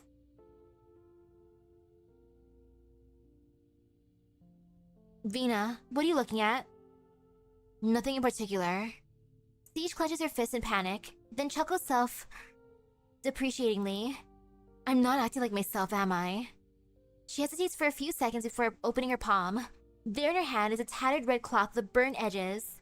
The cloth begins to flutter in the air, in the blustery wind. Delphine hurriedly tries to grasp the cloth before the wind carries it away. But Siege loosens her grip, letting it fly away until it disappears into the distance. What was that?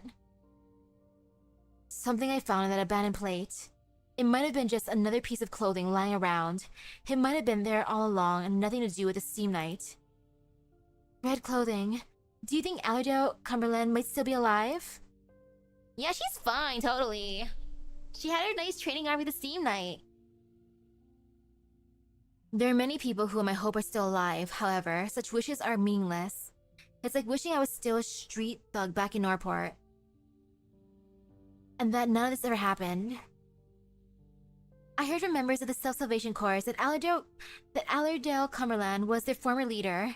She never returned on the mission to retrieve the Size of Kings. She sacrificed herself for us. That's not the whole story, is it? You know what my old job was. Back in Londinium, these kinds of intel I was chiefly responsible for gathering, apart from the movement of the Sarkaz, was about secret agents like me.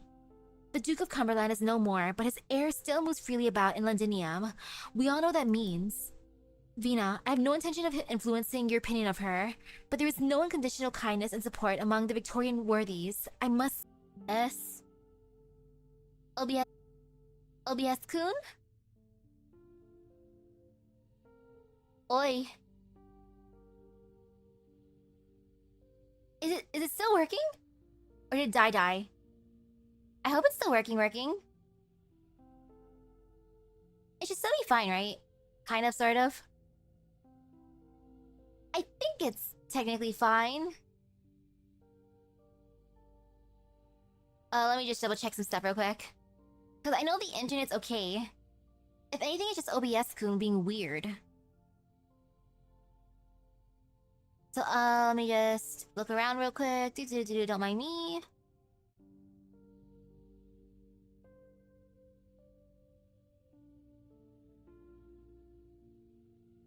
Okay, yeah, that should be fine.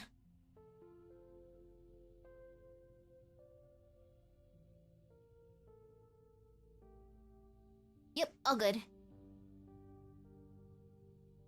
Phew! I know, we had a heart-to-heart talk. She worked for Castor, helping her to seize the Size of Kings. And despite all that, you still hope to see her alive. I'm still willing to see her as a friend. This is a dangerous decision driven by your emotions, Vina. An army can't maintain itself without discipline. I know, Delphine. Aldo and I know this is an irreparable and unforgivable sin. Still, I regret not being powerful enough to save her, and many others. I never had any direct dealings with Lady Cumberland, only seeing her a few times in Londinium from a distance. She put a lot of effort into maintaining a dignified appearance. I can imagine the price she had to pay for that.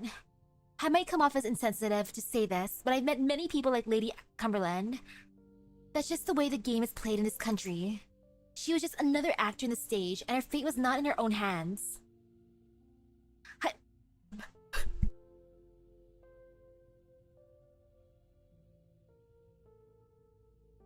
Oh man, I just choked on my own spit. I hate that feeling. Gulp, gulp, gulp. Drink.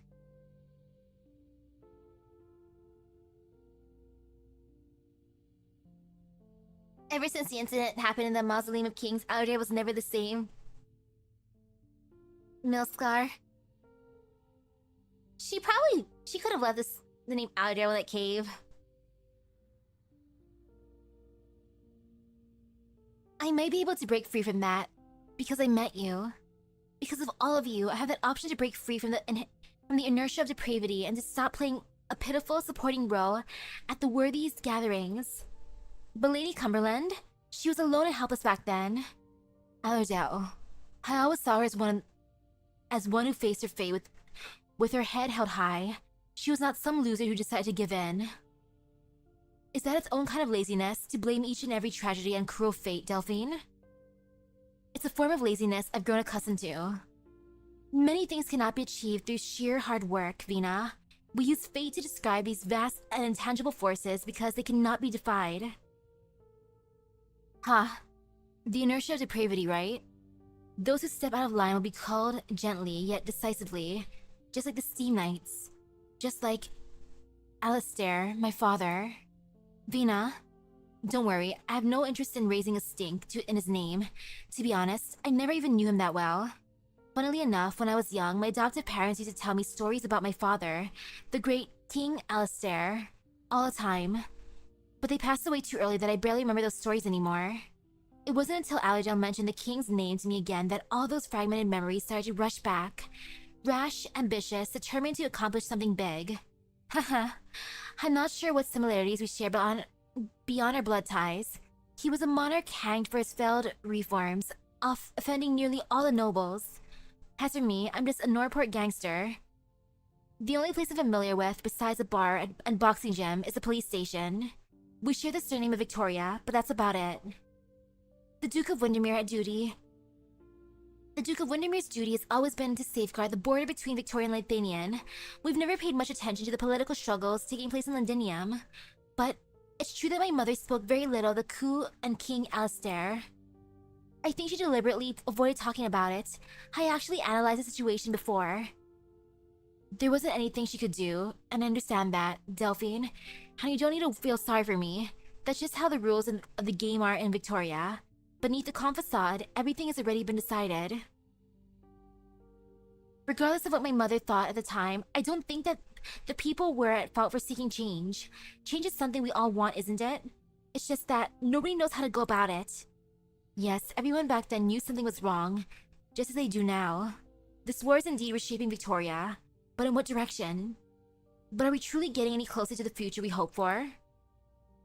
We just witnessed Wellington's betrayal, as well as the indecision of the Dukes. These are things that has happened time and time again. Delphine, what do you think is the reason behind everything we're facing and what our country is going through? Do you really want my opinion? Simply put, it's because we've been deceived by the brutal and cunning sarcasm. All Victoria needs is time. I could easily come to the same conclusion as every noble reading the newspaper in their manner, but we've seen it firsthand. Our glorious homeland is short-sighted, arrogant, and reckless. It is filled with greedy nobles, incompetent bureaucrats, a weak parliament, and landowners or factory owners who exploit their workers. The problem is that Victoria might always have been this way, even during what people consider as her golden age. All these things are the sources of Victoria's former glory, and yet they're also the inertia that we so despise.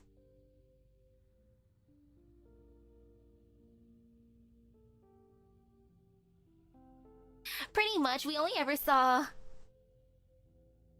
little tiny Vina. If anything.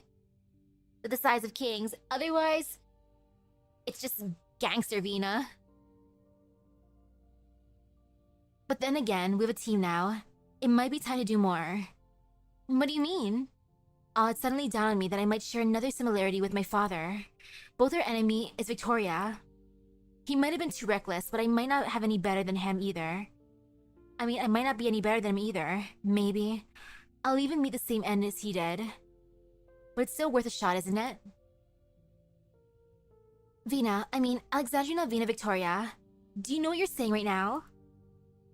Indeed, we found ourselves some companions, and the exemplars have created a miracle in this battle. But this is just Londinium, a single city.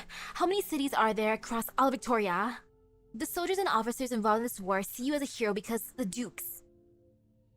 The Dukes need a hero to cover up their failures. We're just icons they use as a front. I'm well aware of that. But so what? We're already here. Everything that has driven Victoria's inertia, the obsession with glory, the worship of splendor, the monarchy, the puppet parliament, must end here. You want to change all that? More than just change. I will wage war against them. It certainly won't be an easy task. We might need to fight against everything that makes up this country, including ourselves. It might take a long, long time, up to a decade or even two. But I want to make sure what happened in Londinium today never happens again. This is the only way. I need to vanquish the Victoria of the past until I'm the only one left in the ring. That's a distant dream, and rationally speaking, it might never even come true. There's no shortage of reformers and even revolutionaries in this country. Some succeeded while others failed, yet all their efforts invariably ended up lost in the midst of Londinium. And Victoria has never changed. But, Vina, you'll treat this as a ring, won't you? That's right, regardless of what I face, there's only one thing I can do. Give it a good slobber knocker. Just to be clear, I have no intent on stepping into that ring with you. But if you do manage to land a few good punches, I'll be cheering for you. I like the way Vina's calling this a ring. She's like, This is me just beating up the competition. Sounds good. It's time to let the people of Londinium know that the exemplars are on their side. We are home.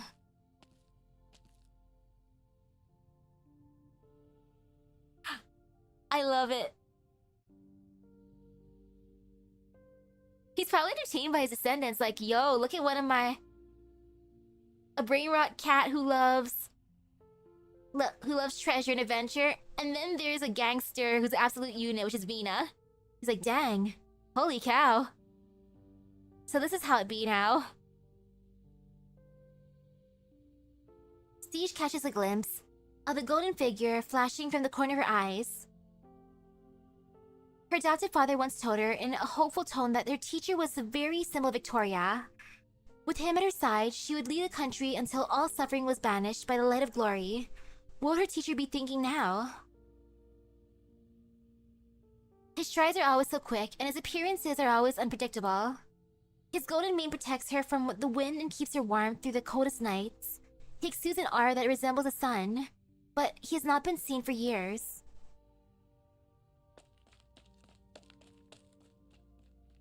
Wait for me, teacher. Vina. The coffin was too big and my hands felt sore. Even with the help of adults, carrying the coffin into the cemetery was a laborious task. My adoptive father was buried right next to my adoptive mother. They both share the same gravestone. Those visitors who used to frequent my place when I was little didn't show up. They must have given up already. After all, it's been so long. Teacher, what should I do next? You've gained knowledge, learned to fight, and equipped yourself with survival skills. There is nothing left for me to teach you. But... My teacher seemed to let out a gentle sigh. He turned around, his golden mane coming close to my face. As always, it smelled like sunlight. But my child, you do not know where to go. You do not know what to do with the things you learned from me. Ah, yes. Naruto especially. It's like, how are your descendants doing? Well, these are my weirdos. How's your weirdo? My weirdo has terrible luck. They always said that the reason I can see you is because I have a duty. No, there's no such thing as duty. It applies to both you and me. Only the shackled collar chains their duty. If you're finally ready to step forward, then I... 1 minute, I'm getting a new message. Understood, please continue the investigation and ask Rhodes Island for help if necessary. What happened? Our technicians have detected a signal that has been listening to our conversations. Is it the Duke or the Sarkaz? Strangely enough, neither. According to the signal analysis, the perpetrator's name is one that I've never heard before. The people of Londinium seem to call her Milscar. Hey, Milscar!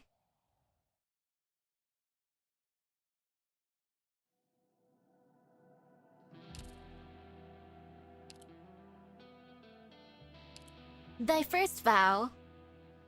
Oh, Crown.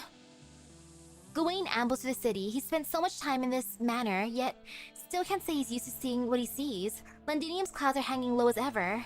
When did that start happening? He strains to recall, but can't come up with a definite answer. As if the last time he looked to the sky, the gloomy haze was never even there. Alexandrina Vina Victoria lies sleeping on the counter in the pub. Yesterday, she and her companions made an all-too-tough escape from the beat.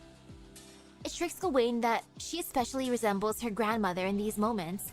Or was it her great-grandmother? The one named Matilda, the girl with the head of gold curls. How exactly was she related to Vina here? Face after face flashes by, going from young to old, ultimately scattering with the sand on the wind. Some of those faces might not even actually exist, being simply products of vaguer parts of the mind. Gawain has to admit, his time spent by this family's side may be longer than he was anticipating at first. Far longer already. He doesn't make the habit of appearing before people. The interpretations of him as a symbol of power disgust him. and hardly fall in line with his original agreement. Still, their ups and downs have kept Gawain watching with interest all the same. There'll be times he can't help but reflect on history, moments where shadows of similarity loom over them. Vina once asked him why her teacher would always be by her side, and at this time his answer was silence. Yes, he learned long ago not to meddle anymore because farewell would always come eventually. He still dimly remembers how once he and Lugos Zargus bonded about that battlefield they call the Foen Hotlands. Ah, look, the name drop. Oh, that was oops. I didn't realize there was a candy earlier. You know, we can go back from that, we'll remember Lugal.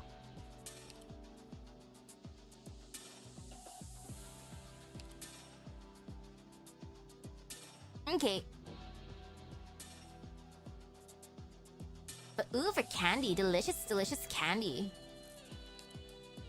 Oops. I want some of the sour candy. Candy box. Venus sits atop the roof, staring at the clouds above that hang ever-crushingly low. It's a month in Ladinium where rain comes every evening, not too badly. It's a fine drizzle, nothing that inconveniences anyone rushing home from work. But it stirs a scent of the ground into the air, rotting wood, the rankling smell of fins, and needs to say sweat. Ew! So it's fishy and sweaty. Ooh. The borough of Norport never smells much like a part of Londinium. All the bigger logistics warehouses have relocated to the north side, and the factories and markets have gone with, leaving behind a plate full of refuse no other borough wants, and the people with nowhere else to go. A shout comes from the boxing gym downstairs. Sounds like Indra's won again. It's a night of celebration for the Glasgow gang. Vina led the lot, charging into the underground casino on a Marinier road this afternoon, and scared the Ronnie brothers right out of Norport wholesale. After that, the buildings surrounding were all Glasgow's. Morgan got all worked up and hefted barrels of booze over. Need to celebrate properly, according to her. Said she got the stuff from atop the fancy pub in the corner, paid loads for it. Got Byard worried she'd been taken in. With enough drink down them, the lot all paraded up arm in arm and chanted her name, Siege, so loud the whole street could hear. How much of a conqueror does subduing a few gangs really make you? When she first got the name, Vina honestly could have laughed or died of embarrassment, maybe both. None of Indra's lot knew her background, and she wasn't even hiding it on purpose. She just never found the right time to share it all. Norport and Osterig were like two different countries. No one cared whose parents were who here. The most was the one time when the police got hold of some Glasgow and brought them into the station. It was routine questioning from the coppers. What race was she? She stared at the officer, beaming from ear to ear, dead in the eye, and on some ridiculous impulse answered Aslan. That threw him for a loop, and then he had her by the scruff, trying to tug her head into the table. Vina sat calm, didn't bend her neck one bit. Oh, he turned red. His hands shook and shook, as tends to happen on a diet of grease and drink, until he finally turned from trying violence to harsh words instead, threatened her, saying that she wouldn't step out of the station for the rest of the month, talking daft shit like that. And piddling hoodlum she was. She was out the next day. Morgan and Indra fetched her there, Indra telling her how she sent a Baron's boys running for the hills with a Molotov, Morgan saying that she had to mediate like crazy, and that it cost a pretty penny. Past the street corner, Vina couldn't help but take a look back. Absolutely nothing was there watching her. No people nor giant creatures. The flash of gold must have been the sun blinding her eyes. Vina couldn't tell you much how long she's gone without seeing Gawain now. Her teacher might well be everywhere at once. At a fried fin stand, mingling in the boxing gym, maybe up in the clouds above, could be anywhere. The moment that occurs to her, something makes her twitch for no reason at all, and unconsciously, she goes to reach for another bitter lollipop to stick in her mouth. Why a bitter one this time? I thought it was gonna be sour. But when she does, she finds a metal box emptied, completely vacant and light as a feather. Somehow, someway, her heart feels just as airy, like she's losing her balance. She better find something heavier to shove in there next time, Vina thinks. Wouldn't go wrong with some rivets from the construction site. Somewhere behind, Bayard calls for her, shoving her candy box back into her trouser pocket. Vina grins a little and turns around, sauntering back over to the clamor of voices that is, and will be sieges. Oh, the cursed candy. And now back to Grandpapa.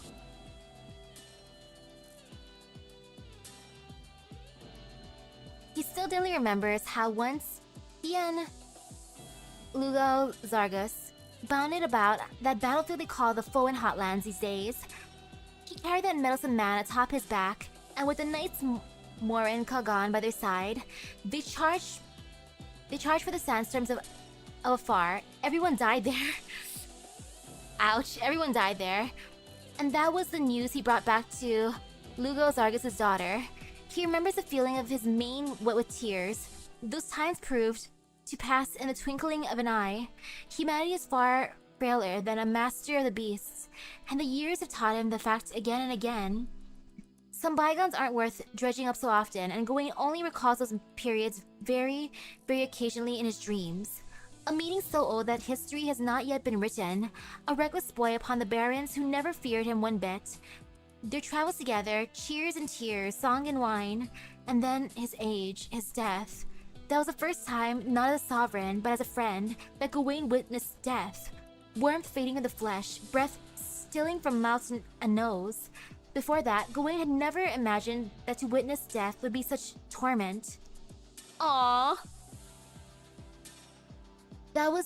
It was then that Gawain promised him that he would aid his descendants in their continued survival until they no longer needed him. Wow, so that's the first vow. Ow. Just ow. The golden creature stops in his step and narrows his eyes. He, that friend, that boy, what was his name? Gawain sighs. Fortunately, he still hasn't abandoned his vow. Oof. Yeah, just to survive. Man,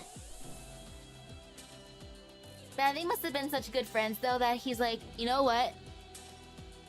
Lugo Zargus, I love you. I'm gonna watch over your family. Like, we were besties. Dang, bro.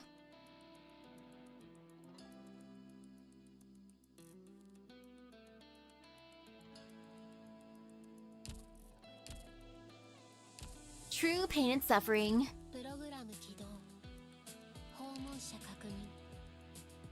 And you know what? I'm determined. There's just Rock and Stainless here, so hey.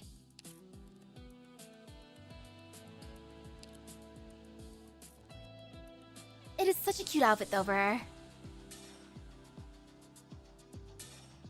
Look at that cat.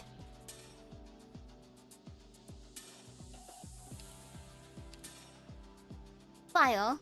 Basic info, codename Rock, gender female, combat experience half a year. Place of birth Victoria, date of birth June 7, race feline, height 161 centimeters, infection status, medical tests have confirmed that no infection is present. Physical exam, physical strength standard, mobility standard, physical resilience standard, tactical acumen excellent, combat skill standard, Originium arts assimilation standard. Profile, Rock. A member of the Londinium Citizen Self-Salvation Corps, cooperated with Rhodes Island during the Londinium Crisis, and is experienced in reconnaissance and long-range assault. At her own suggestion, she has reached a partnership with Rhodes Island's Londinium branch. Clinical analysis, imaging tests reveal clear normal outlines of internal organs, and no abnormal shadows have been detected. Originium granules have not been detected in the circulatory system, and there is no sign of infection. At this time, the operator is believed to be uninfected. Still Originium assimilation 0%. Thank the heavens and earth that she didn't get infected under those conditions. I like how that's in her file. Blood Originium crystal density 0.12 U/L. Operator Rock really comes into contact with Originium. Archive file number 1. Rock is one of the founding members of the Self-Salvation Corps. By Rock's own account, she did not make her drones herself, but rather, it was her captain Feist who retrofit them for her from scrap metal.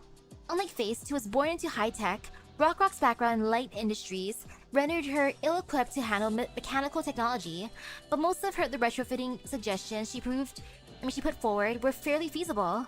After Feist implemented these suggestions, the drones demonstrated a remarkable capability in reconnaissance and long-range attacks, inconsistent with the quality of material used to make them. Despite lacking the boon of cutting-edge technology, Rock's weapons demonstrate her staunch determination to protect her family. Just like the resolute stand she took during the Londinium crisis, she was outraged by the invasion of the Sarkis army and sees all the members of the Self-Salvation Corps as her own family, which is why she was so upset with Feist after he agreed to let Rhodes Island join. Her own father was beaten to death by a band of Sarkis mercenaries for refusing to sell out the city's defense forces, and Rhodes Island happens to have many Sarkis operators. Her father's death was also one of the reasons Rock decided to form the Self-Salvation Corps along with her companions. Rock's performance on the battlefield cannot be considered professional, yet also is a far cry from the youth's fearless bravado. She is nothing more than an ordinary civilian forced to step into the battlefield, and she refuses to shy away from it because she did not want to see the Sarkis hurt any of her family members ever again. Even so, it was too hard for Rock to achieve everything she wanted to do herself. Bill was one of the people that Rock's father saved back then. Rock once resented him for leaving her father behind, but after she came to terms with the critical piece of news herself, she also came to understand the costs and sacrifices that adults spoke of, and made her own decision. The Rock did not give us a detailed account of her mentality following this incident. The captain of another team would be sacrificed right in front of her eyes in a battle just a few days later.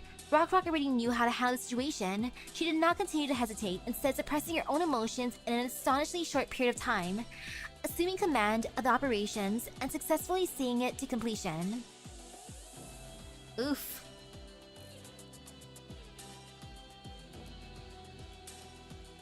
Her guard formed to see if she's infected or not. That'll be interesting. Archive file number 2. Because she often makes the necessities for daily living by herself, Rock has always been conservative with her expenditures, though this does not necessarily mean that she is a thrifty person. A better way to put this, all words relating to money seem like a foreign concept to her. She even has a very puzzling habit. Whenever she finds herself saving up any small sum of money, she'll casually give it to her friends.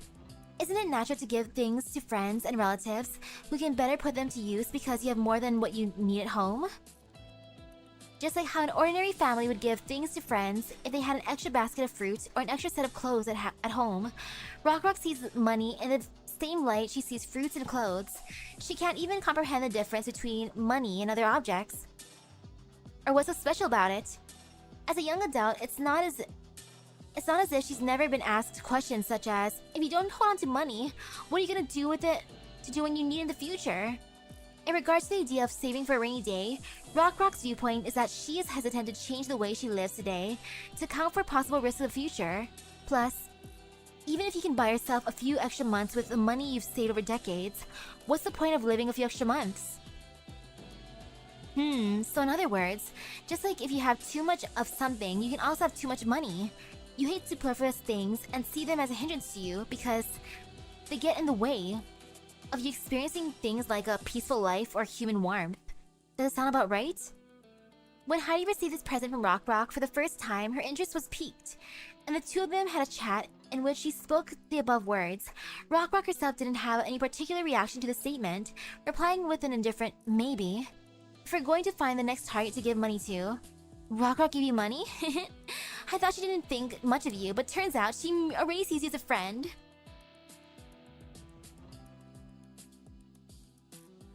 Archive file number 3. Sudan's old industrial area was once the pride of Londinium. Steam billowed and gears grinded day and night like an indefatigable giant, continuously exporting all sorts of industrial products throughout Victoria and even countries beyond. However, with the advancement of technology and the shifting structure of industry over the last few decades, the status of the old industry has been steadily declining. Victorians used to dub the large-scale assembly lines of traditional industries as the prized cornerstones of society, but in contrast with the development of new technology, their bulkiness and bloat gradually become more obvious, and the steam that once covered the sky become festering scars. The same empire came to see as eyesores. As the times changed, more and more factories became abandoned. The machines that used to run throughout the day and night gradually ground to a halt. Workshops started to empty out, and abandoned spare parts became battered and rusted after being left unattended for long periods of time. Population gradually began to thin out in the industrial areas, with more and more young laborers searching for a way out, while the children and the elderly were left at home. The abandoned factories becoming the children's new playgrounds. It was in this backdrop of the old industry's decline that Rock grew up. In her eyes, ever since she was little, very little, everyone around her was like family. Everyone was tight-knit. They would visit each other, give each other gifts, and make small handicrafts together. The factory had a free movie screening room. Oh wow, free movies. Dang. If her parents didn't come home in time at night, she could knock on a neighbor's door and enjoy a fresh, hot dinner. But everything was slowly changing. One day, she suddenly realized her playmates and the people she knew were gradually leaving. The adults fought amongst themselves more, and the areas that used to be freely accessible were closed off one by one. Nobody could replenish the things that could once be taken freely. Instead, the streets became quieter and quieter, and more places were abandoned. New products and new stores occasionally popped up to try and revitalize the aging district, but perhaps because of the dwindling population, or perhaps because of the inexplicable sense of decay in the atmosphere, these things all came and went. They would rush in and try to promote their wares and become trendy, but when nobody cared, they would withdraw, leaving only a jumbled mess behind them. From an outsider's perspective, we can lament the inexplorable wheels of history trampling over the warmth of the past, or the advancement of technology leaving outdated people behind. But we have no way of knowing what Rock felt. She never tells others about the way she sees the past, so the only glimpse we can get is through her peculiar way of life.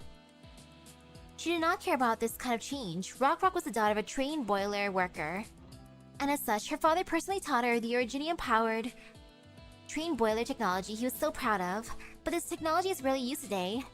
Just like all the other workers' children, Rock also liked running to the factories when she was a child. One day, she and her playmate found various spare parts from an abandoned factory, handcrafted her first products that could hardly be considered a craft. This event flung open the doors to her own craftsmanship. Based on Rock's own account, her previous residence was full of things she built herself. From small combs and scissors to large wardrobes and bed frames, everything was made with her own hands. Even if the cabinet's wooden board might have been split unevenly, or the iron sheet from the scissors is poking out from the handle, all of that was of little concern to her. It's not that she didn't have the ability to make these things more refined, but they are already good enough. Though these things may have been shoddy and sometimes difficult to use, the sense of intimacy that they brought to Rock was irreplaceable. Of course, not everyone around her understands her way of life. It's not as if she doesn't understand the benefits of industrial goods. She simply enjoys these things and is willing to spend a lot of time and energy in order to fill her surroundings with her own creations.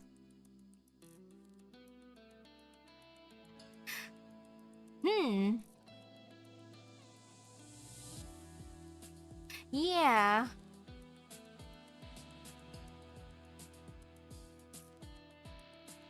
The start of this was during Vina.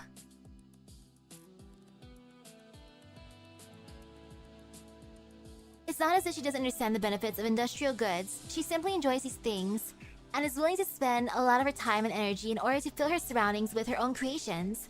Rock understands that this is just a personal quirk of hers. She never gives what she makes to others, simply continuing her own way of life silently, steadfastly, and without fanfare. Just as with the era she has grown up in, time will slowly take away the prosperity of the old industrial area. In the end, the only thing people can hold on to is what they are most familiar with.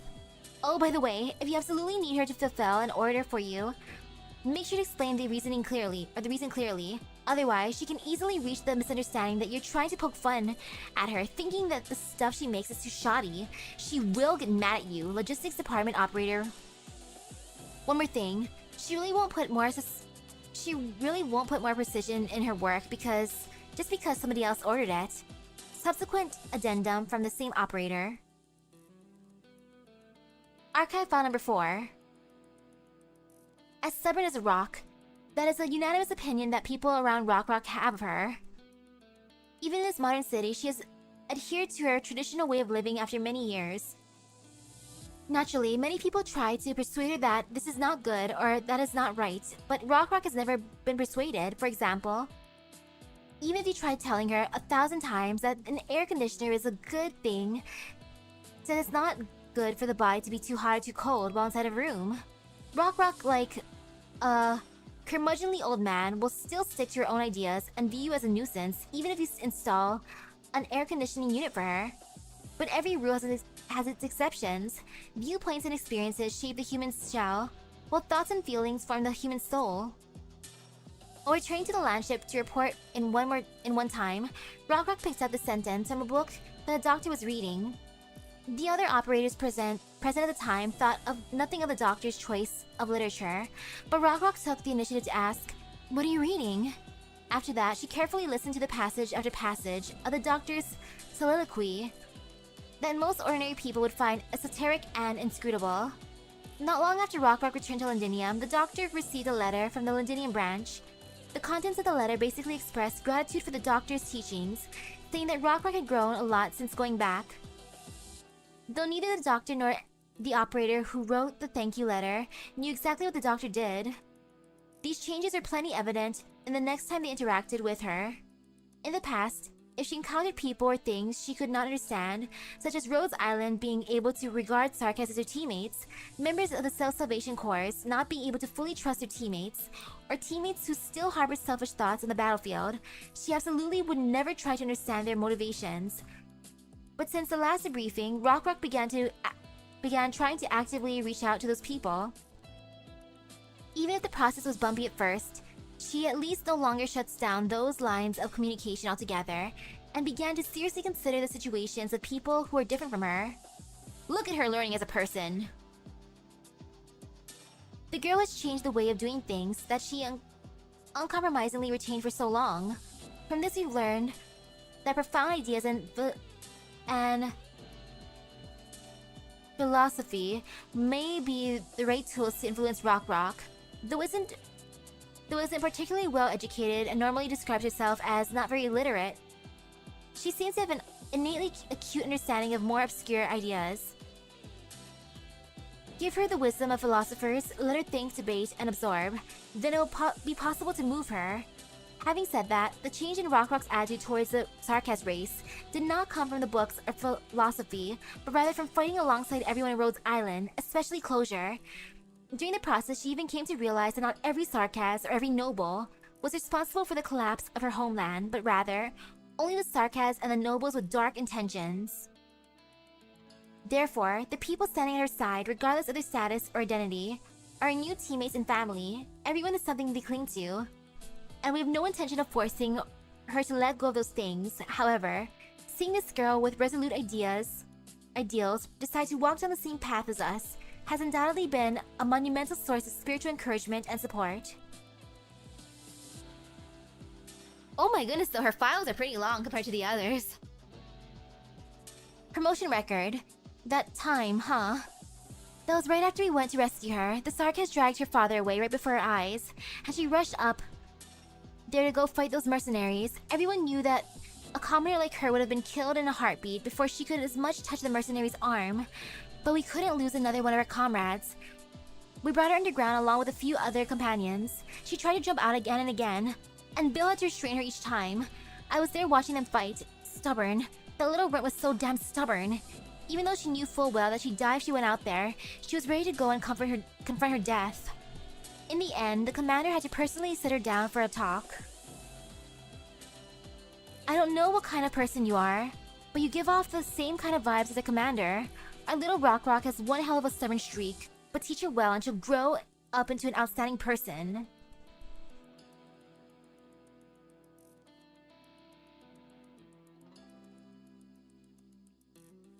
I think probably did, you're right.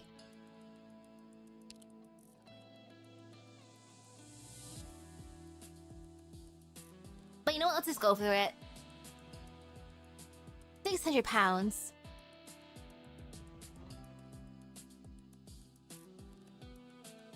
Or you know what? Let's check on her model first then.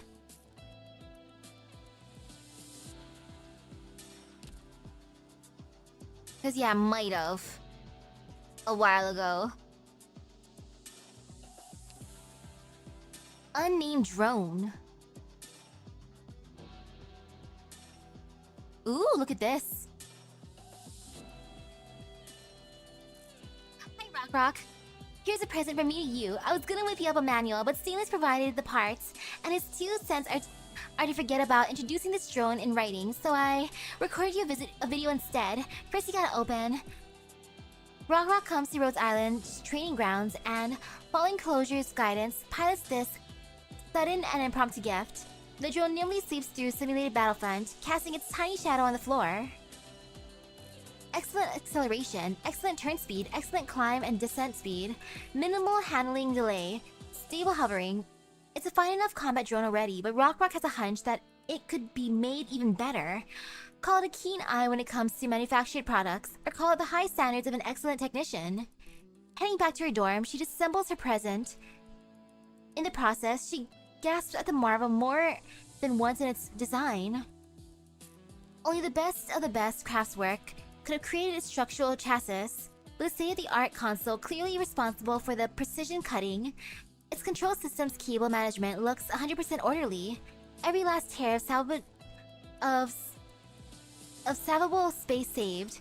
The design itself was likely engineered with her piloting habits in mind. Still, the issue might lie exactly here. In the greedy pursuit of lightweight structural configuration, its cutting-edge energy sources can't output its full potential. Rock doesn't understand why would Closure design it this way. After carefully inspecting all over, she's astonished to find a tiny little box crammed into the drone's chassis, with all the parts and wiring running around it. It's as if the designer expressly scooped out a region from an already lightweight skeleton. Opening the box to take a look, she finds a note scrawled with the little pictures of both Closure and her. To Rock from Closure. Okay, that is adorable. Wow. That's cute. I had a decent breakfast. I had a job interview at like 9:30, then I got some food, and then I drank some coffee, and then I had some FGO, and then I'm here. Looking at the notes, a wordless feeling wells up within her. It's the implicit trust that exists only between artisans. I just knew you'd find the real gift, and after extracting the second surprise, the drone's internals become a new present unto themselves. How to reconfigure them to fill this empty portion? Just tweak the motor parts or reshuffle the placement of each part completely. Rock sinks into obsessed pondering. And not to forget, where should she put her own hidden present for the next time she runs into Closure and Faced? That is some wholesome trust. And now for he. I love how chill his outfit is. Like, delicious popsicle and fruit and fish, drink, and then there's the cat. The adorable kitty.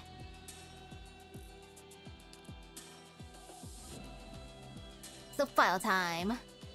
Basic info, codename Stainless, gender male, combat experience 1 year, place of birth, Victoria, date of birth April 11. Oh, it was recently his birthday too! Race feline, height 178 centimeters, infection status, medical tests have confirmed that no infection is present. Physical exam, physical strength normal, mobility standard, physical resilience standard, tactical acumen excellent, combat skill standard, Originium Arts Simulation standard. Profile, Stainless, a mechanical engineer and leader of Squad 11 of the Londinium Citizens Self-Salvation Corps. After fighting together with Rhodes Island during the Londinium incident, he signed a long-term cooperation agreement with Rhodes Island and currently participates as an engineer in various operations across Victoria. Clinical analysis, imaging tests reveal clear normal outlines of internal organs and no abnormal shadows have been detected. Originium granules have not been detected in the circulatory system, and there is no sign of infection.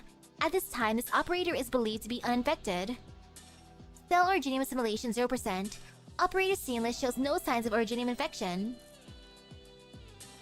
Blood originium crystal density 0.14 U/L. Londinium's military factories do not make a modicum of effort to protect their workers, but a number of them still fall prey to infection every year. Stainless is aware that he just got lucky.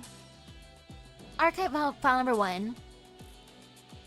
Less than half a day after boarding the Rhodes Island landship, Stainless had already formed a brotherhood with the engineering department.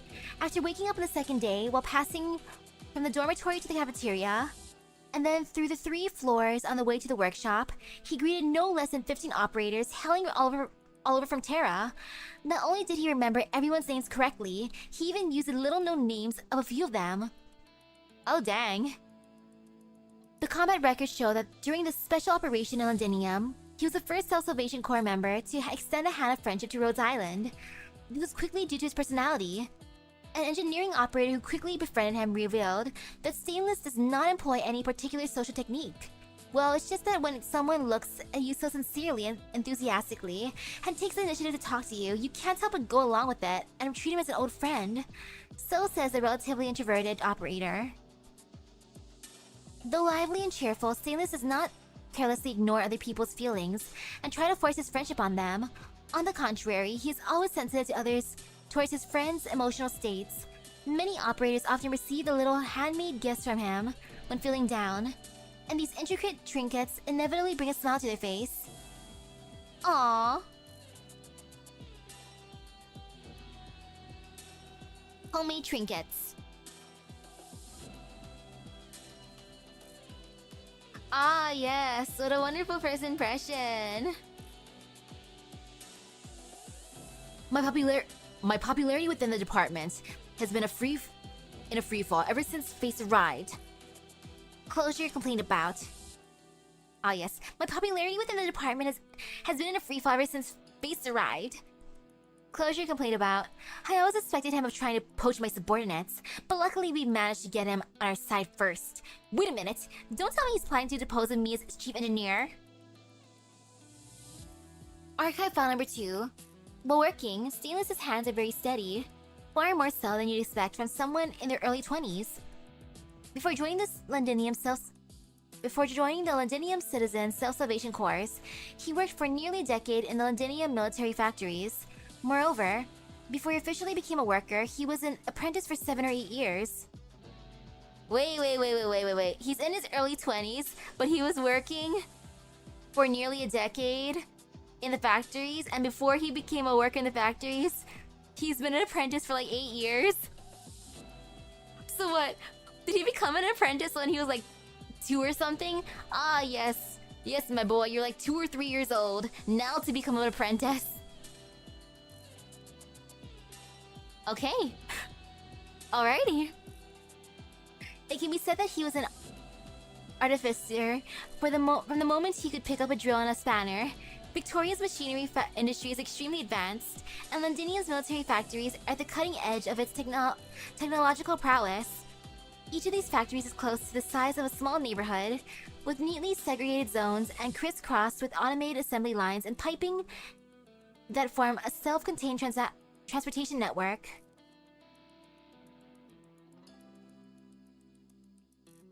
Oh, if Closure became playable in Talos 2 first, that'd be hilarious. She's like, well, I lost my position to the Stainless, so now I'm here. Conveyor belts connect these factories both internally and externally, ensuring a high-efficient flow of raw materials and intermediate products. While mechanical arms, large and small, handle the majority of the streamlined grunt work. As for the workers who move about these large machines, their role is to maintain this mechanized assembly system, performing repairs and system updates as needed. Despite just being an ordinary worker, Stainless's knowledge of engineering theory is on par with a Colombian graduate in mechanical engineering.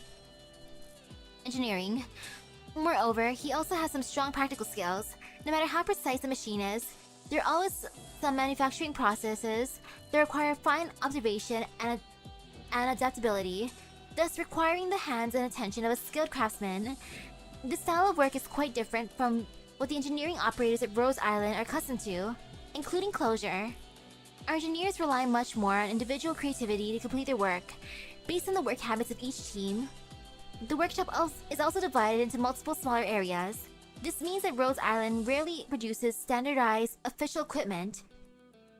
Even a weapon specially created for the same operator may change drastically between each maintenance. Regardless, Stainless was able to quickly settle into his role as a Rhodes Island engineer. On one hand, he used his knowledge of automation to make Closure a series of proposals that greatly enhanced the efficiency of Rhodes Island's landship maintenance protocols. On the other hand, he has excitedly exchanged ideas with every engineer in Rhodes Island, coming up with all kinds of new ideas and rapidly implementing them. The operation platform he designed and manufactured has already reached its 13th iteration. Oh my goodness. While Rock's drones are also quickly being upgraded, he even borrowed the technology Closure uses to modify Lancet 2 and other operation platforms to enhance its own platform, installing a screen on it to express emotions and improve its developing smart dialogue capabilities. Those overly advanced automation technologies in Londinium ended up holding back his potential. Mechanist notes, but the solid training he's received will become a strong foundation for his overly active imagination. Archive file number 3. Stainless was born and raised in Londinium's Highbury Borough.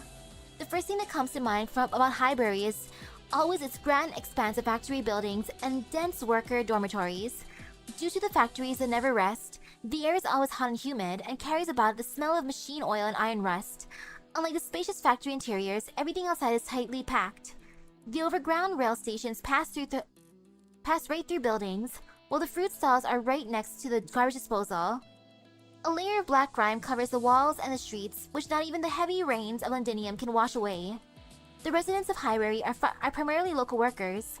They spend most of their time in the factories every day and take the railway back to their dormitories after work. They repeat this busy schedule daily, working to hold up the city-famous forest industry, yet most of them have never even seen what the other boroughs of Londinium look like. Due to the city's council's planning, the tall dormitories around the outer edge form a singular wall, preventing the rust-laden air from wafting towards other boroughs, while also preventing the workers from seeing past it. They know nothing about the museums and opera houses of Ostrich Borough, nor the villas and gardens of the Magna Borough. Stainless's descriptions of Highbury also reveal another aspect to it. You must have eaten fried fin and potato pies in Victoria, right? Highbury has the best fried fin and potato pie stalls in the whole of Londinium. The stall owners I know all work fast and don't skip on ingredients. It's what you have to do to survive running a food stall in Highbury. Ooh, I want a pie. Yummy, yummy. I know, right? Or do you think Catherine was like, man, starting at 2 years old, back in my day, we started right out of the womb. Or would that be too intense at that point? There are also the taverns. We always head for the taverns after work every Friday. You never need to worry about getting home after drinking too much, ever since everyone around you is a friend. I also like the lifts in the dormitories, haha. They were built from scrap metals by the workers living there, and can get you from the top floors to the underground transportation pipelines in no time at all. I used to climb up and down them when I was a kid, and it always ended with me getting spanked by my granny. When the Sarcats entered Highbury, they did almost no damage to the factories. To an outsider, the busy and crowded Highbury may have looked no different from how it always had. However, Stainless knew well that his cherished life had already disappeared. Many food stalls had shuttered. Sarkat's mercenaries patrolled the roads from the factories to the taverns, and even his beloved lifts had been destroyed by the defense forces for being a security risk. As Stainless puts it, the reason he left Highbury to join the Londinium Citizens Self-Salvation Corps was for home and liberty. That simple joy in his memories is what kept him going through battle after battle. Archive file number 4. The Self-Salvation Corps. I see many of their people. I see not an army, but a group of youngsters full of passion and hope like-faced. The organization is loose. And there is no clear manifesto. What is their ultimate goal? To save people from the Sarkaz or to defeat the Sarkaz? What if they are able to beat the Sarkaz? What will their next step be? Will they find out that the Sarkaz are not the sole source of suffering for the Londoniers? Oh, if his graduation day happened the moment the Sarkaz took over. Oof! The group of youngsters may call themselves warriors, but they've never experienced war. I've seen many wars like this. War brings pain, weapons and shells. They're nothing but flesh wounds. The self-doubt and remorse of watching your friends and family sacrifice themselves while you remain helpless is far worse. And well, the worst pains don't even come from your enemies. Face trusts others easily, especially those he calls friends. He believes that everyone is just like him, willing to stand up and resist a common foe, all for the sake of protecting each other and pursuing a better future. He does not understand. It's instinctual to wish for a better life, but it's not the same thing as being willing to fight for one. He will surely experience betrayal in the future. It will leave an indelible scar upon his heart. At the end of this war, will youngsters like him still be able to trust others so easily and carry such pure hope towards life? Before I didn't think so.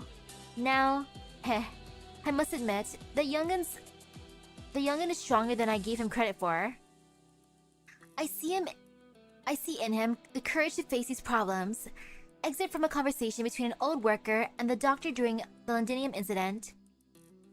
Promotion record. Hey doctor, let me tell you something funny. I had a dream yesterday. I dreamt that I secretly installed Rhodes Island's motors and tracks into our factory. And it started moving by itself. It moved faster than high-speed ships, and it even started to fly after a while, going higher and higher until it reached completely dark space. A completely dark place.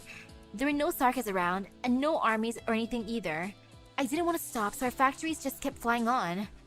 There was obviously nothing in front of us, but it still felt so vast to me. Ugh. Isn't that such a silly dream? It's not? Weird. In my dream, you were sitting next to me at the top of the factory, just like now. And when I told you about wanting to keep flying ahead, you also told me that it wasn't silly. He dreamt of the future. And now operator record. Bad mish. Why is it bad? Every cog's got its designated place. People don't work the same way.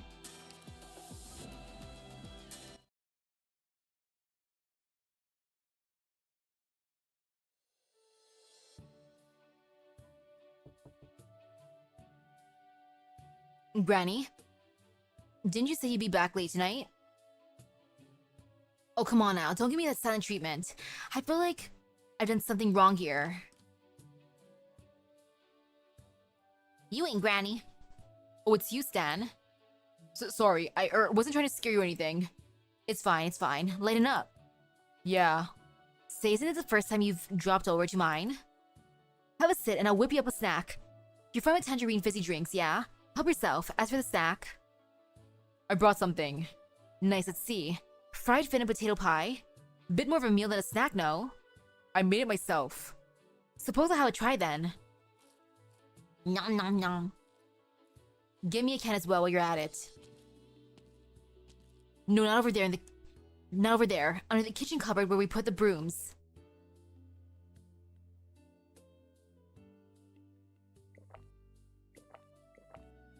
Glug glug. Man, that taste. Mida said that he'd rather chew on his welding rod than eat my cooking. Stan, what did you do? The flavor is a tad bit intense. Help me out here, Face. Don't doom the boys at the factory to eat this day after day. As you know, I ain't got any talents other than learning how to weld from Mida. I was just waiting to be led into his team. He discussed it all the way with the factory director already. Wait, don't tell me. Last month, they went on an optimization spree at the assembly line, all for the sake of improving our manufacturing efficiency. So Mida got optimized to the cafeteria. No way. So I'm now slated to join his team there, but even after a month's worth of practice at home, I can't even get the simplest thing done in the kitchen, let alone cook anything edible. Mida's about to retire, Face, and I'd rather not get kicked out of the cafeteria than fired from the factory the moment he's gone. The optimization plan was my idea. It was? Sorry. Wow. Nah, I don't blame you. When you were little, you were already talking about how you wanted to get the whole factory modernized. You managed to put your money where your mouth is, unlike me. Anyhow, since you were the one who came up with it, do you think you could change it back? Put me back on the assembly line? I'm not sure the director would be happy to do it, but we better go see him just in case. Worst comes to worst, I could ask around and see if any other lines need a welder. If you could, just leave it to me.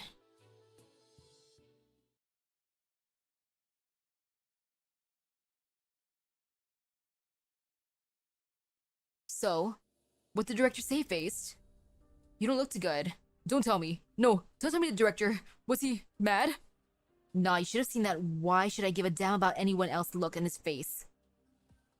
I almost couldn't help but stuff your fried fin down his gob. He insists there's no going back. As for the assembly line, he says that he sent your dad to the cafeteria because there were no vacancies at the factory in the first place. Damn, Midal's been all over the library in the last few days. There's a real big manufacturer. Went bankrupt recently. Not even the lads with experience can find work. A whip behind the ears guy like me. No factory's gonna want me. You could try something outside the factory. A factory. Maybe try your hand at business. Start a small grocery, something like that. Or maybe the railway. I'm not too familiar with them. Not sure if they're recruiting. Or even dormitory cleaner is not a bad job. It's hard work, but at least you'll be paid. I'm the one who got you into this mess, so it's my responsibility to get you out. Come on, let's head home and change into something nicer. We'll set out and look for work in the afternoon. Sure.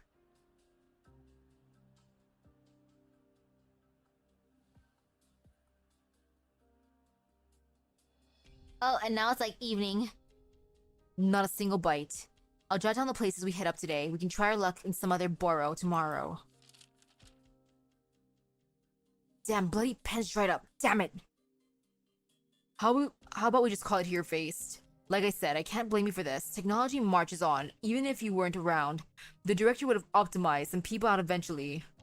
Talented guys like you can find their place no matter how tech develops, but people like me, we're not the same. I don't have any work experience or book smarts, my family's got no money, and I'm not a people person like you, able to get along with everyone. Don't be so hard on yourself, Stan. We were just unlucky today. But we've already scoured all of Highbury, and Ostrig too. Why so glum, chaps? Yeah, why so glum, chaps? Worried about how to pay your bills? Not happy with your work? Or maybe you got let off by one of Highbury factories? And who might you be, mister? I'm a recruiter. Interested? This is so sus. That's great. Recruiting for what? Well, what line of work are you two in? Welding. Welders are just what we need. Come on, I'll show you to our factory.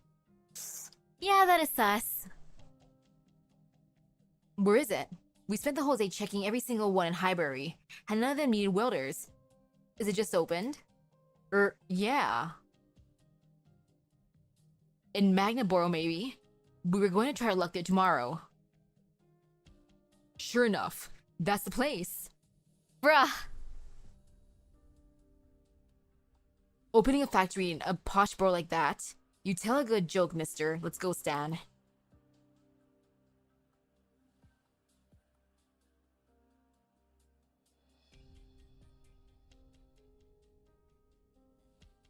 A damp, warm night breeze blows through Highbury from a corner beyond the street lamp's reach, causing him to shiver. I'll be heading home, I guess. And then? I don't know, Mida's pension isn't enough to keep himself fed. I know he wants to take care of me, but we'll both starve if he does.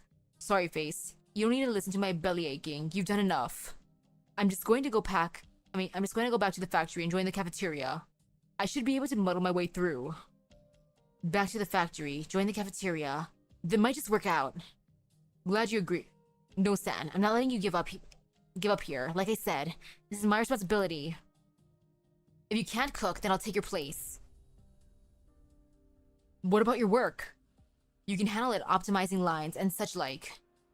Are you serious? Better than slaving away in a kitchen, am I right? I don't know. I really don't have any talent like you do. If you don't give it a try, how do you know you're not talented at it?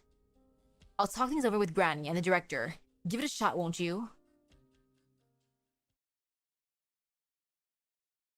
The way they're gonna try to get the job change.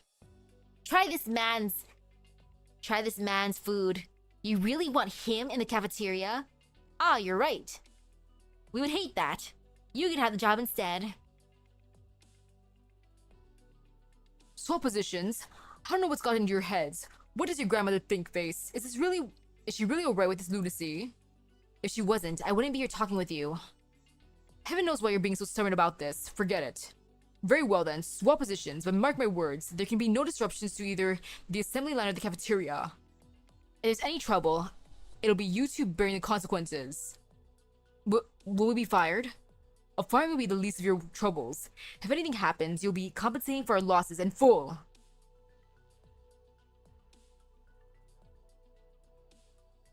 Well,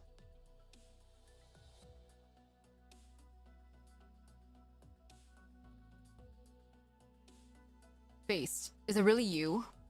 Tis. The director told me all about it yesterday. I thought it was just you youngsters up to some nonsense. Since you two are serious, I won't coddle you. Do what needs to be done, and don't make a mess of things. Got that? Understood. Good. Now get those baskets of potatoes peeled.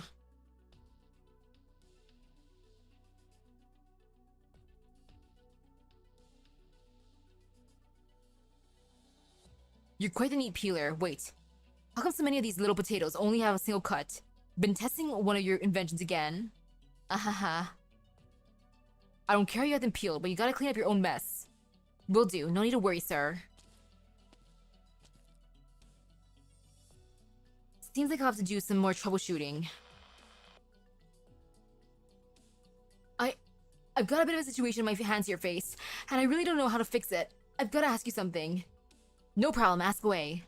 It's about belt B7. It looks like seems like it's been running slower than the belts further down the line. Slower? Might be something jamming it. Did you go through the entire pre-startup inspection? I did it all like the manual said. How about the drive motors? I'll have a look. Oh, there really was. As long as you manage to find the issue, if there's anything else, just call. Idle hands, Face. I could hear you chatting away in the walkie-talkie. I'll be done real quick. Let's try turning the angle of the blade a bit. All peeled. Passing them over now, sir. Hold on a second. Let me take a look. You sure something, Face? Standardizing the size of the potatoes. Is this how you cook at home? Well, at home it's just me and Granny, but here in the cafeteria we're feeding an entire factory. I thought it'd be more efficient this way. If you look here, I was tinkering with this potato cutting machine last night. As long as the potatoes are all the same size. Alright, I heard enough. So what about the bits of the potato the machine lopped off? Just gonna throw them away? Since it's still your first day, peel a few more potatoes to make up for the extra waste. And make sure you use a normal knife this time.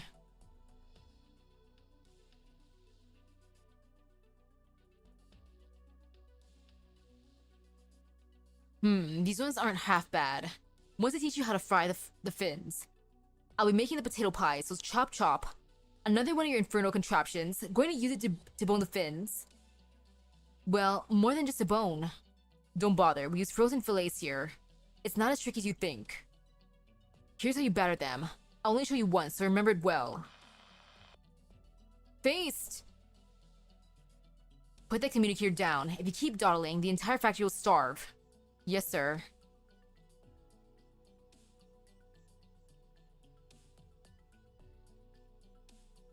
Remember what I said about the flour blend? The flour blend? Half all-purpose, half self-rising, right, just like that. I want some of that. Wait, don't beat those yolks into the batter. How are you gonna get your foam afterwards?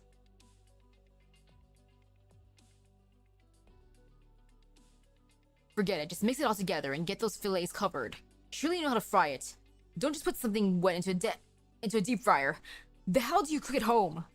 Stewed veggies and the like. Oh, never mind. Not like I've got enough oil in my own home to deep fry things myself. Is Face the worst cook than Stan? Finally, it's done. Let me have a taste. Ugh! How did you manage to make them taste so raw? What time is it right now? Oh, bollocks! I don't have the time to walk you through everything again. so write the instructions down. Please follow them step by step, alright? Sorry.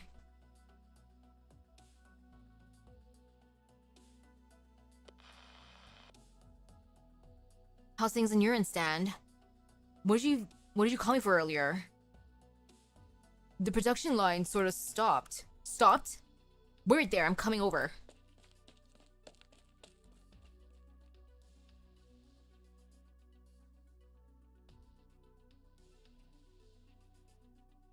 Well, One volunteer in the cafeteria, and of the fried fins he prepared for the factory men. A quarter was burnt, a quarter was raw, and the last half was left, forgotten to stink up the kitchen. As for our other volunteer, he might have an even more impressive record, insufficient pre-startup inspections, and an ability to resolve issues when they came up, giving our workers half a day off thanks to the paralyzed lines. Remember how I told you boys you would be bearing the consequences? No need to come in tomorrow, Stan. You'll need the time to sort your life out. Director, this is all my idea. Don't you think you're off the hook? It was his mess, but you're responsible. You get back to optimizing the lines. Today's losses are coming out of your wages, mind. You can forget seeing another penny from me for the rest of the year. ooh, the rest of the year.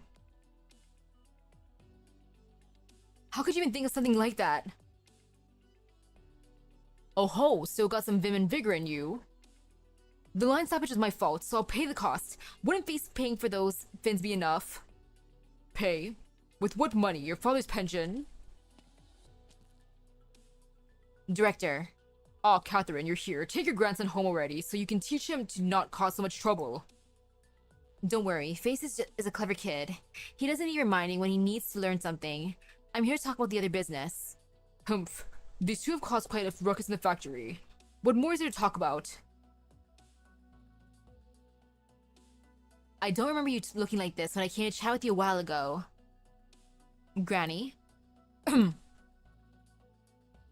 Take Stan back to ours, Face. I've got quite a few things to discuss with the director here.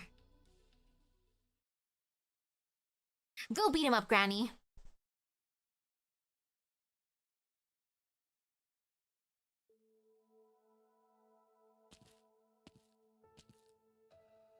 Granny. The director gave in. Face, you can go back to the line, and Stan can go back to the cafeteria. The two of you will be docked a month's wages. I managed to put in a good word with him earlier, but I suppose he's still rather pissed off at the two of you. Since he's being like that, I had no choice but to mention a few sketchy things we noticed that the public didn't. Sorry, Granny. Don't apologize to me, apologize to the boys in the factory tomorrow. And here, your fried fins. The cafeteria packed them up for you. You fry them, you eat them. I don't care what state they're in. They weren't off when you dipped them in the fryer. I'll be off now. You two, think long and hard about what you'll be doing next. Feeling peckish, Stan? A tad. Man, it still stinks even after it cooled down. We should find somewhere else to talk. Let's head to the lift platform. We can find somewhere high up and stargaze a bit.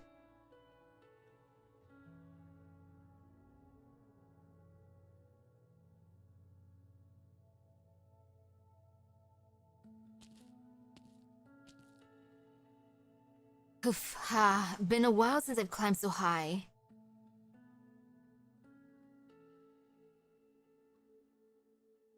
Yeah, it's a lot comfier here than in the workshop.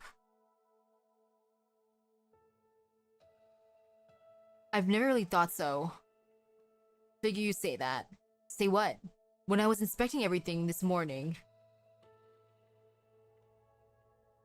I saw the notes you left behind. Things like 2 loops here, no more. Or to Sam, don't forget the corners and gaps when cleaning. The handwriting's a bit carefree, and some of them even have a little smiley face at the end.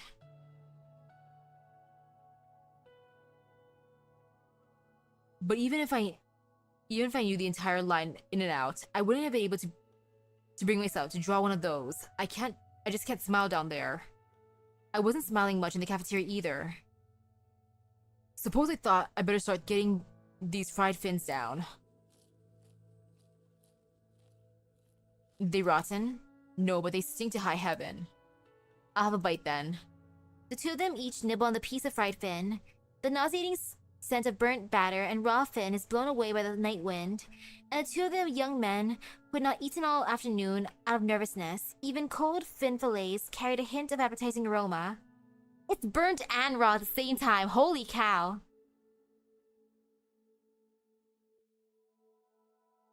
I'm not sure if you still remember, but there was one time you had us younger kids.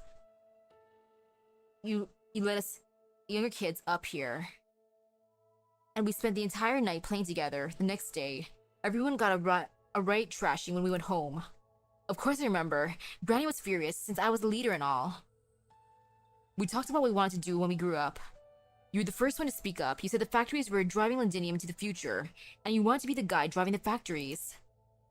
You said there'd be a day when machines would do all the work for us. We just need to pop in the office, press a few buttons, and call it a day. Or did I say something wrong? No, it's just that even after all that effort I put in, we're actually further away from the dream than before. Granny was right, I'm too mature. All I can think about was how to make things more efficient, and along the way I forgot what kind of place a factory actually is. If there really does come a day when we could just push a few buttons, why would a factory need to hire so many people? If I wasn't so optimization obsessed, you'd be a fine welder right now.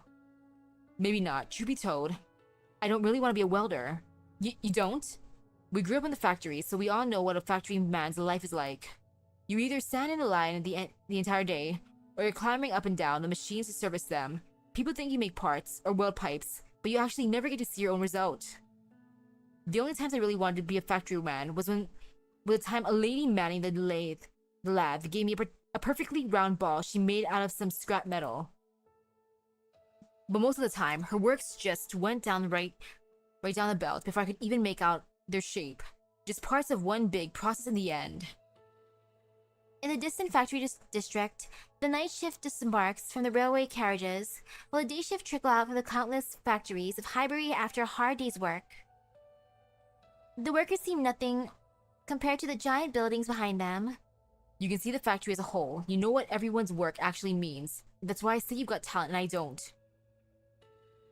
You know which bit of the finished product you made yourself and what it does. Even if the parts have nothing to do with us once they leave the factory. But I can't do that. To me, factory work's a job where you never get to see the fruits of your labor. You just make the same thing day after day. For some cash. The factory won't let go of you, but me? I'm just a welding rod to them. A lousy one, just like burnt fins, according to Mida. They throw me away without a second thought. I know there's nothing wrong with it, really. I'm just not used to the factory work. Back when we were little, I never said what I wanted to be when I grew up because I didn't know. I just want to do something that I can see through from start to end. Something I can point at when I'm off the clock and probably tell people, you see this, I did that, something like that. I don't care what it is, a chair, a set of knives, a sick guy who's got better under my care. Even a burden beast raised by myself. But I was born into a factory man, so I should be a welder, because that's what Mida is. The rail cars tug on their whistles as they take the workers, clocking out back to their dorms, like the whinnies of a burden beast. He'll be back home soon, we should go. Wait, Stan, there's some things I still don't get. Afraid there's no time for that.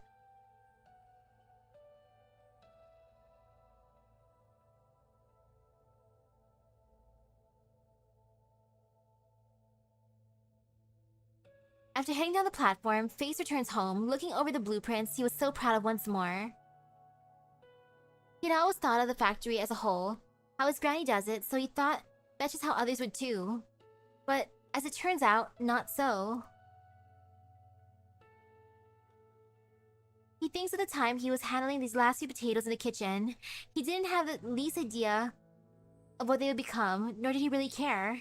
He feels like his impression of the kitchen is more or less the same as Stan's impression of the factory. Maybe even a little better, actually. At least fried fins and potato pies would make their way back to into his belly eventually. But a factory's products? The workers don't have anything to do with them.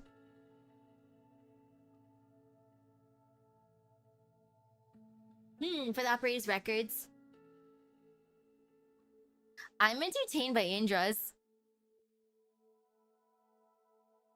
Maybe you could drive the factory into the future someday. But what about the workers like Stan?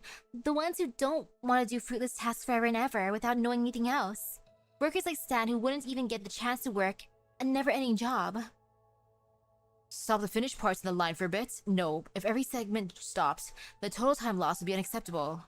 Maybe make the line out of transparent materials, though I'm not sure anywhere even has that technology, let alone the cost. Or maybe some sort of handover process once the goods are leaving the factory that involves all the workers. The damn factory director would have to sign off on it, though. No, it's gotta be something to do with the line itself.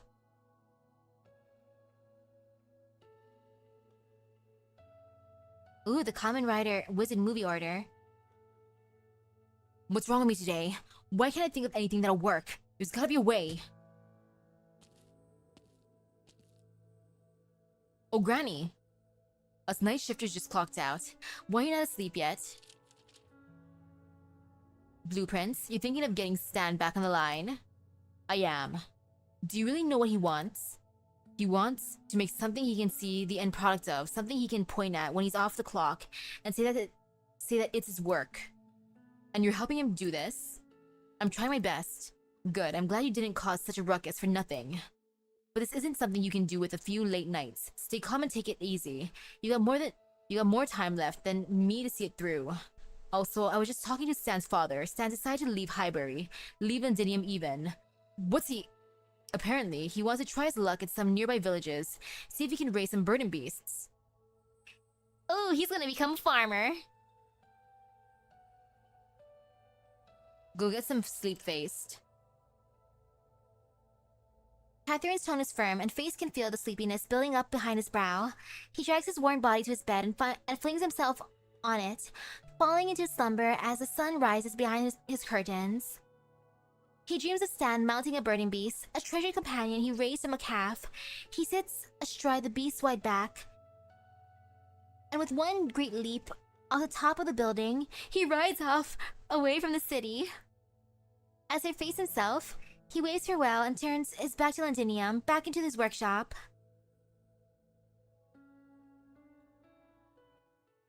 Well, okay. Catherine's great. That just means Face is gonna become the ultimate looker too when he grows up.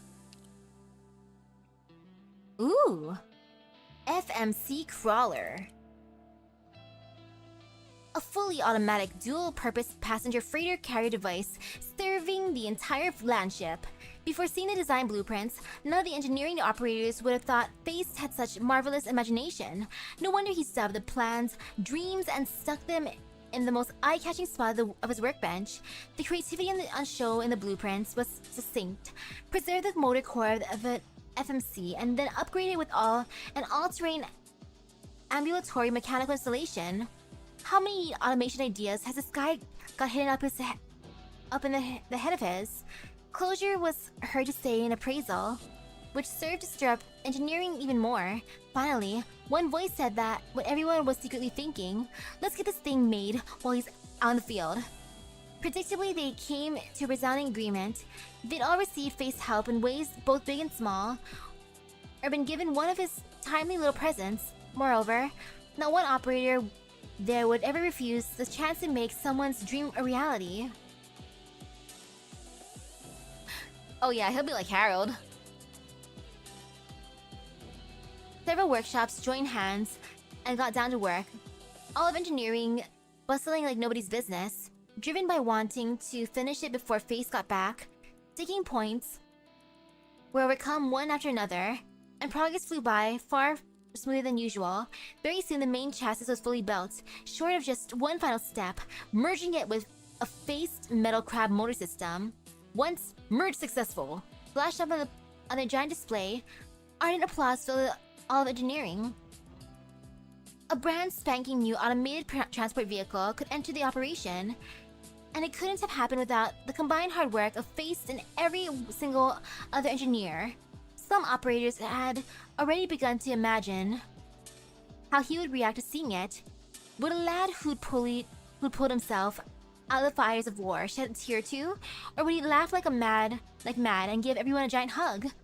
That was the question that That was when a question came that threw everyone off. Its asker stood over by the generator. How does the FMC motor system actually work? Clearly, nobody had given thought to this one little detail preserved from the design. Had a moment of silence ensued that felt like forever. Hey, what are you lot all gathered in here for? Face, who'd come back aboard earlier, gave the crowd a puzzled stare before his eyes fell on the little sheet metal fellow they surrounded.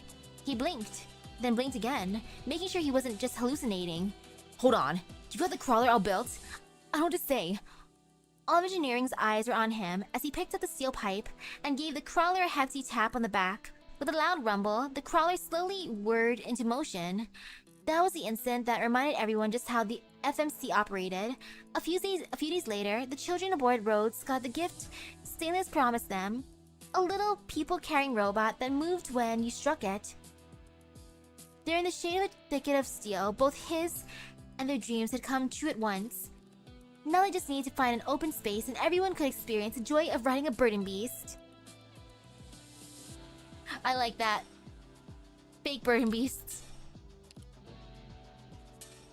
Oh no, snacks. Oh yes, snacks. Fins and chips. Sale, 50%. I want some. I'm jealous. Highbury imprint. Rhodes Island has been invited to tour Highbury, which in recent years is all but the beating heart of Victorian industry, so you together with a convoy of operators looking forward to some exchange study, stepped for the first time in a while into its formerly war-blighted soil. All is not as you left it. No longer is Highbury crossed with the heat and sweat of brows. Now it's a well-oiled machine, the picture of order. With a grin, Stainless tells you, the Londinium Industry Development Association, to thank. They've brought together every factory, advanced every proposal, combined every assembly line they could to produce the Highbury of today. You don't tell me you heard as much from the factory tour you just took. You've been at this since morning, and it was your hunger that had you leave the rest of the ops to their tour while you nipped out for a bite to eat. It's been a while since you've seen Stainless talk so glowingly, and you're not about to interrupt him. You just nod along while you scan about for that smashing fried fin place he told you of last time you were in town. What greets you when you get there, though, is a random factory side door. Only then in your hunger do Stainless words register properly. The whole Boros layout got revised, which meant the fin place had to move premises. Your stomach chooses this moment to grumble loudly. What's that, Doctor? Getting peckish? I was just going to say that best chippy in town I told you about a while back, it's right here. You nod, perplexed as to why Stainless is stopping there and opening the door to beckon you in. Is he trying to starve you? A moment later, a giant stonking thing appears before your eyes with a thunderous boom. Stainless skips over and hops into the cockpit and shakes you out of your stunned stupor with a yell. The crawler, Doctor. I gave you the crawler. Didn't I mention that we were revising the Boro layout? Well, they wanted to optimize the food stands up to the place's total usability, so I didn't think so. Factories might decline in Highbury, but so do our little eateries. So, you shout back, swept along by his sudden fervor. So? With Stainless at the helm, thwomp! The crawler's shell unfolds in all directions to reveal its inner workings. And what should greet you but several stands. One stand's owner, in particular, is frying her fins with a half of the arm the war left her. And she's deft as ever. She greets you with all smiles. How's that for show? A decommissioned first model crawler. Couldn't leave it to gathering dust on the factory floor.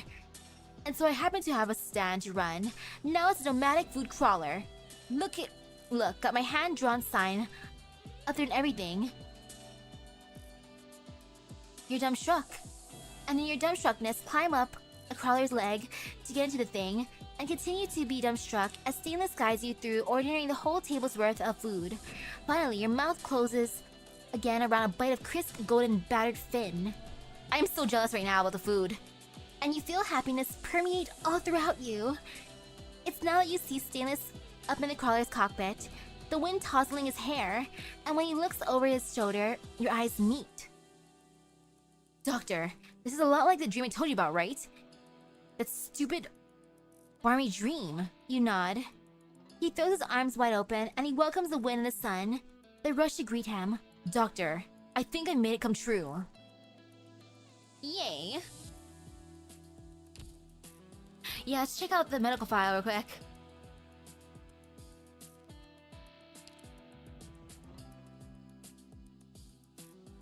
Let's just slowly move. I mean, I could sort by type, but nah, we're just gonna slowly.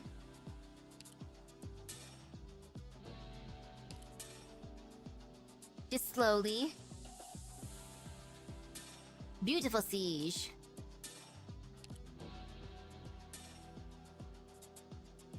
Do do do do.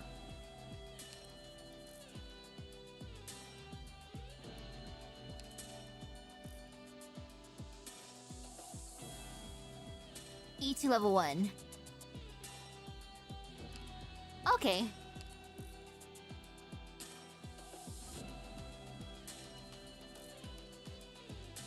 Look at how magnificent she is. Oh, no infection. Still not infected. Huh. Yeah, normal still. Okay, I'm not gonna scroll too low, but wow. Impressive. Good job to her. Yeah. Venus just built different. She is truly built different in that sense. Cause holy cow. She was in the front lines all the time and she just like, nah, I'm still healthy.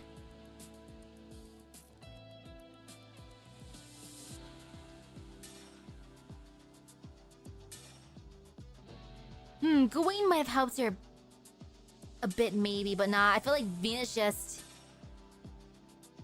She's just an absolute unit.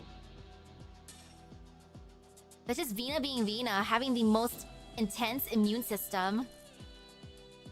Cause dang, girl.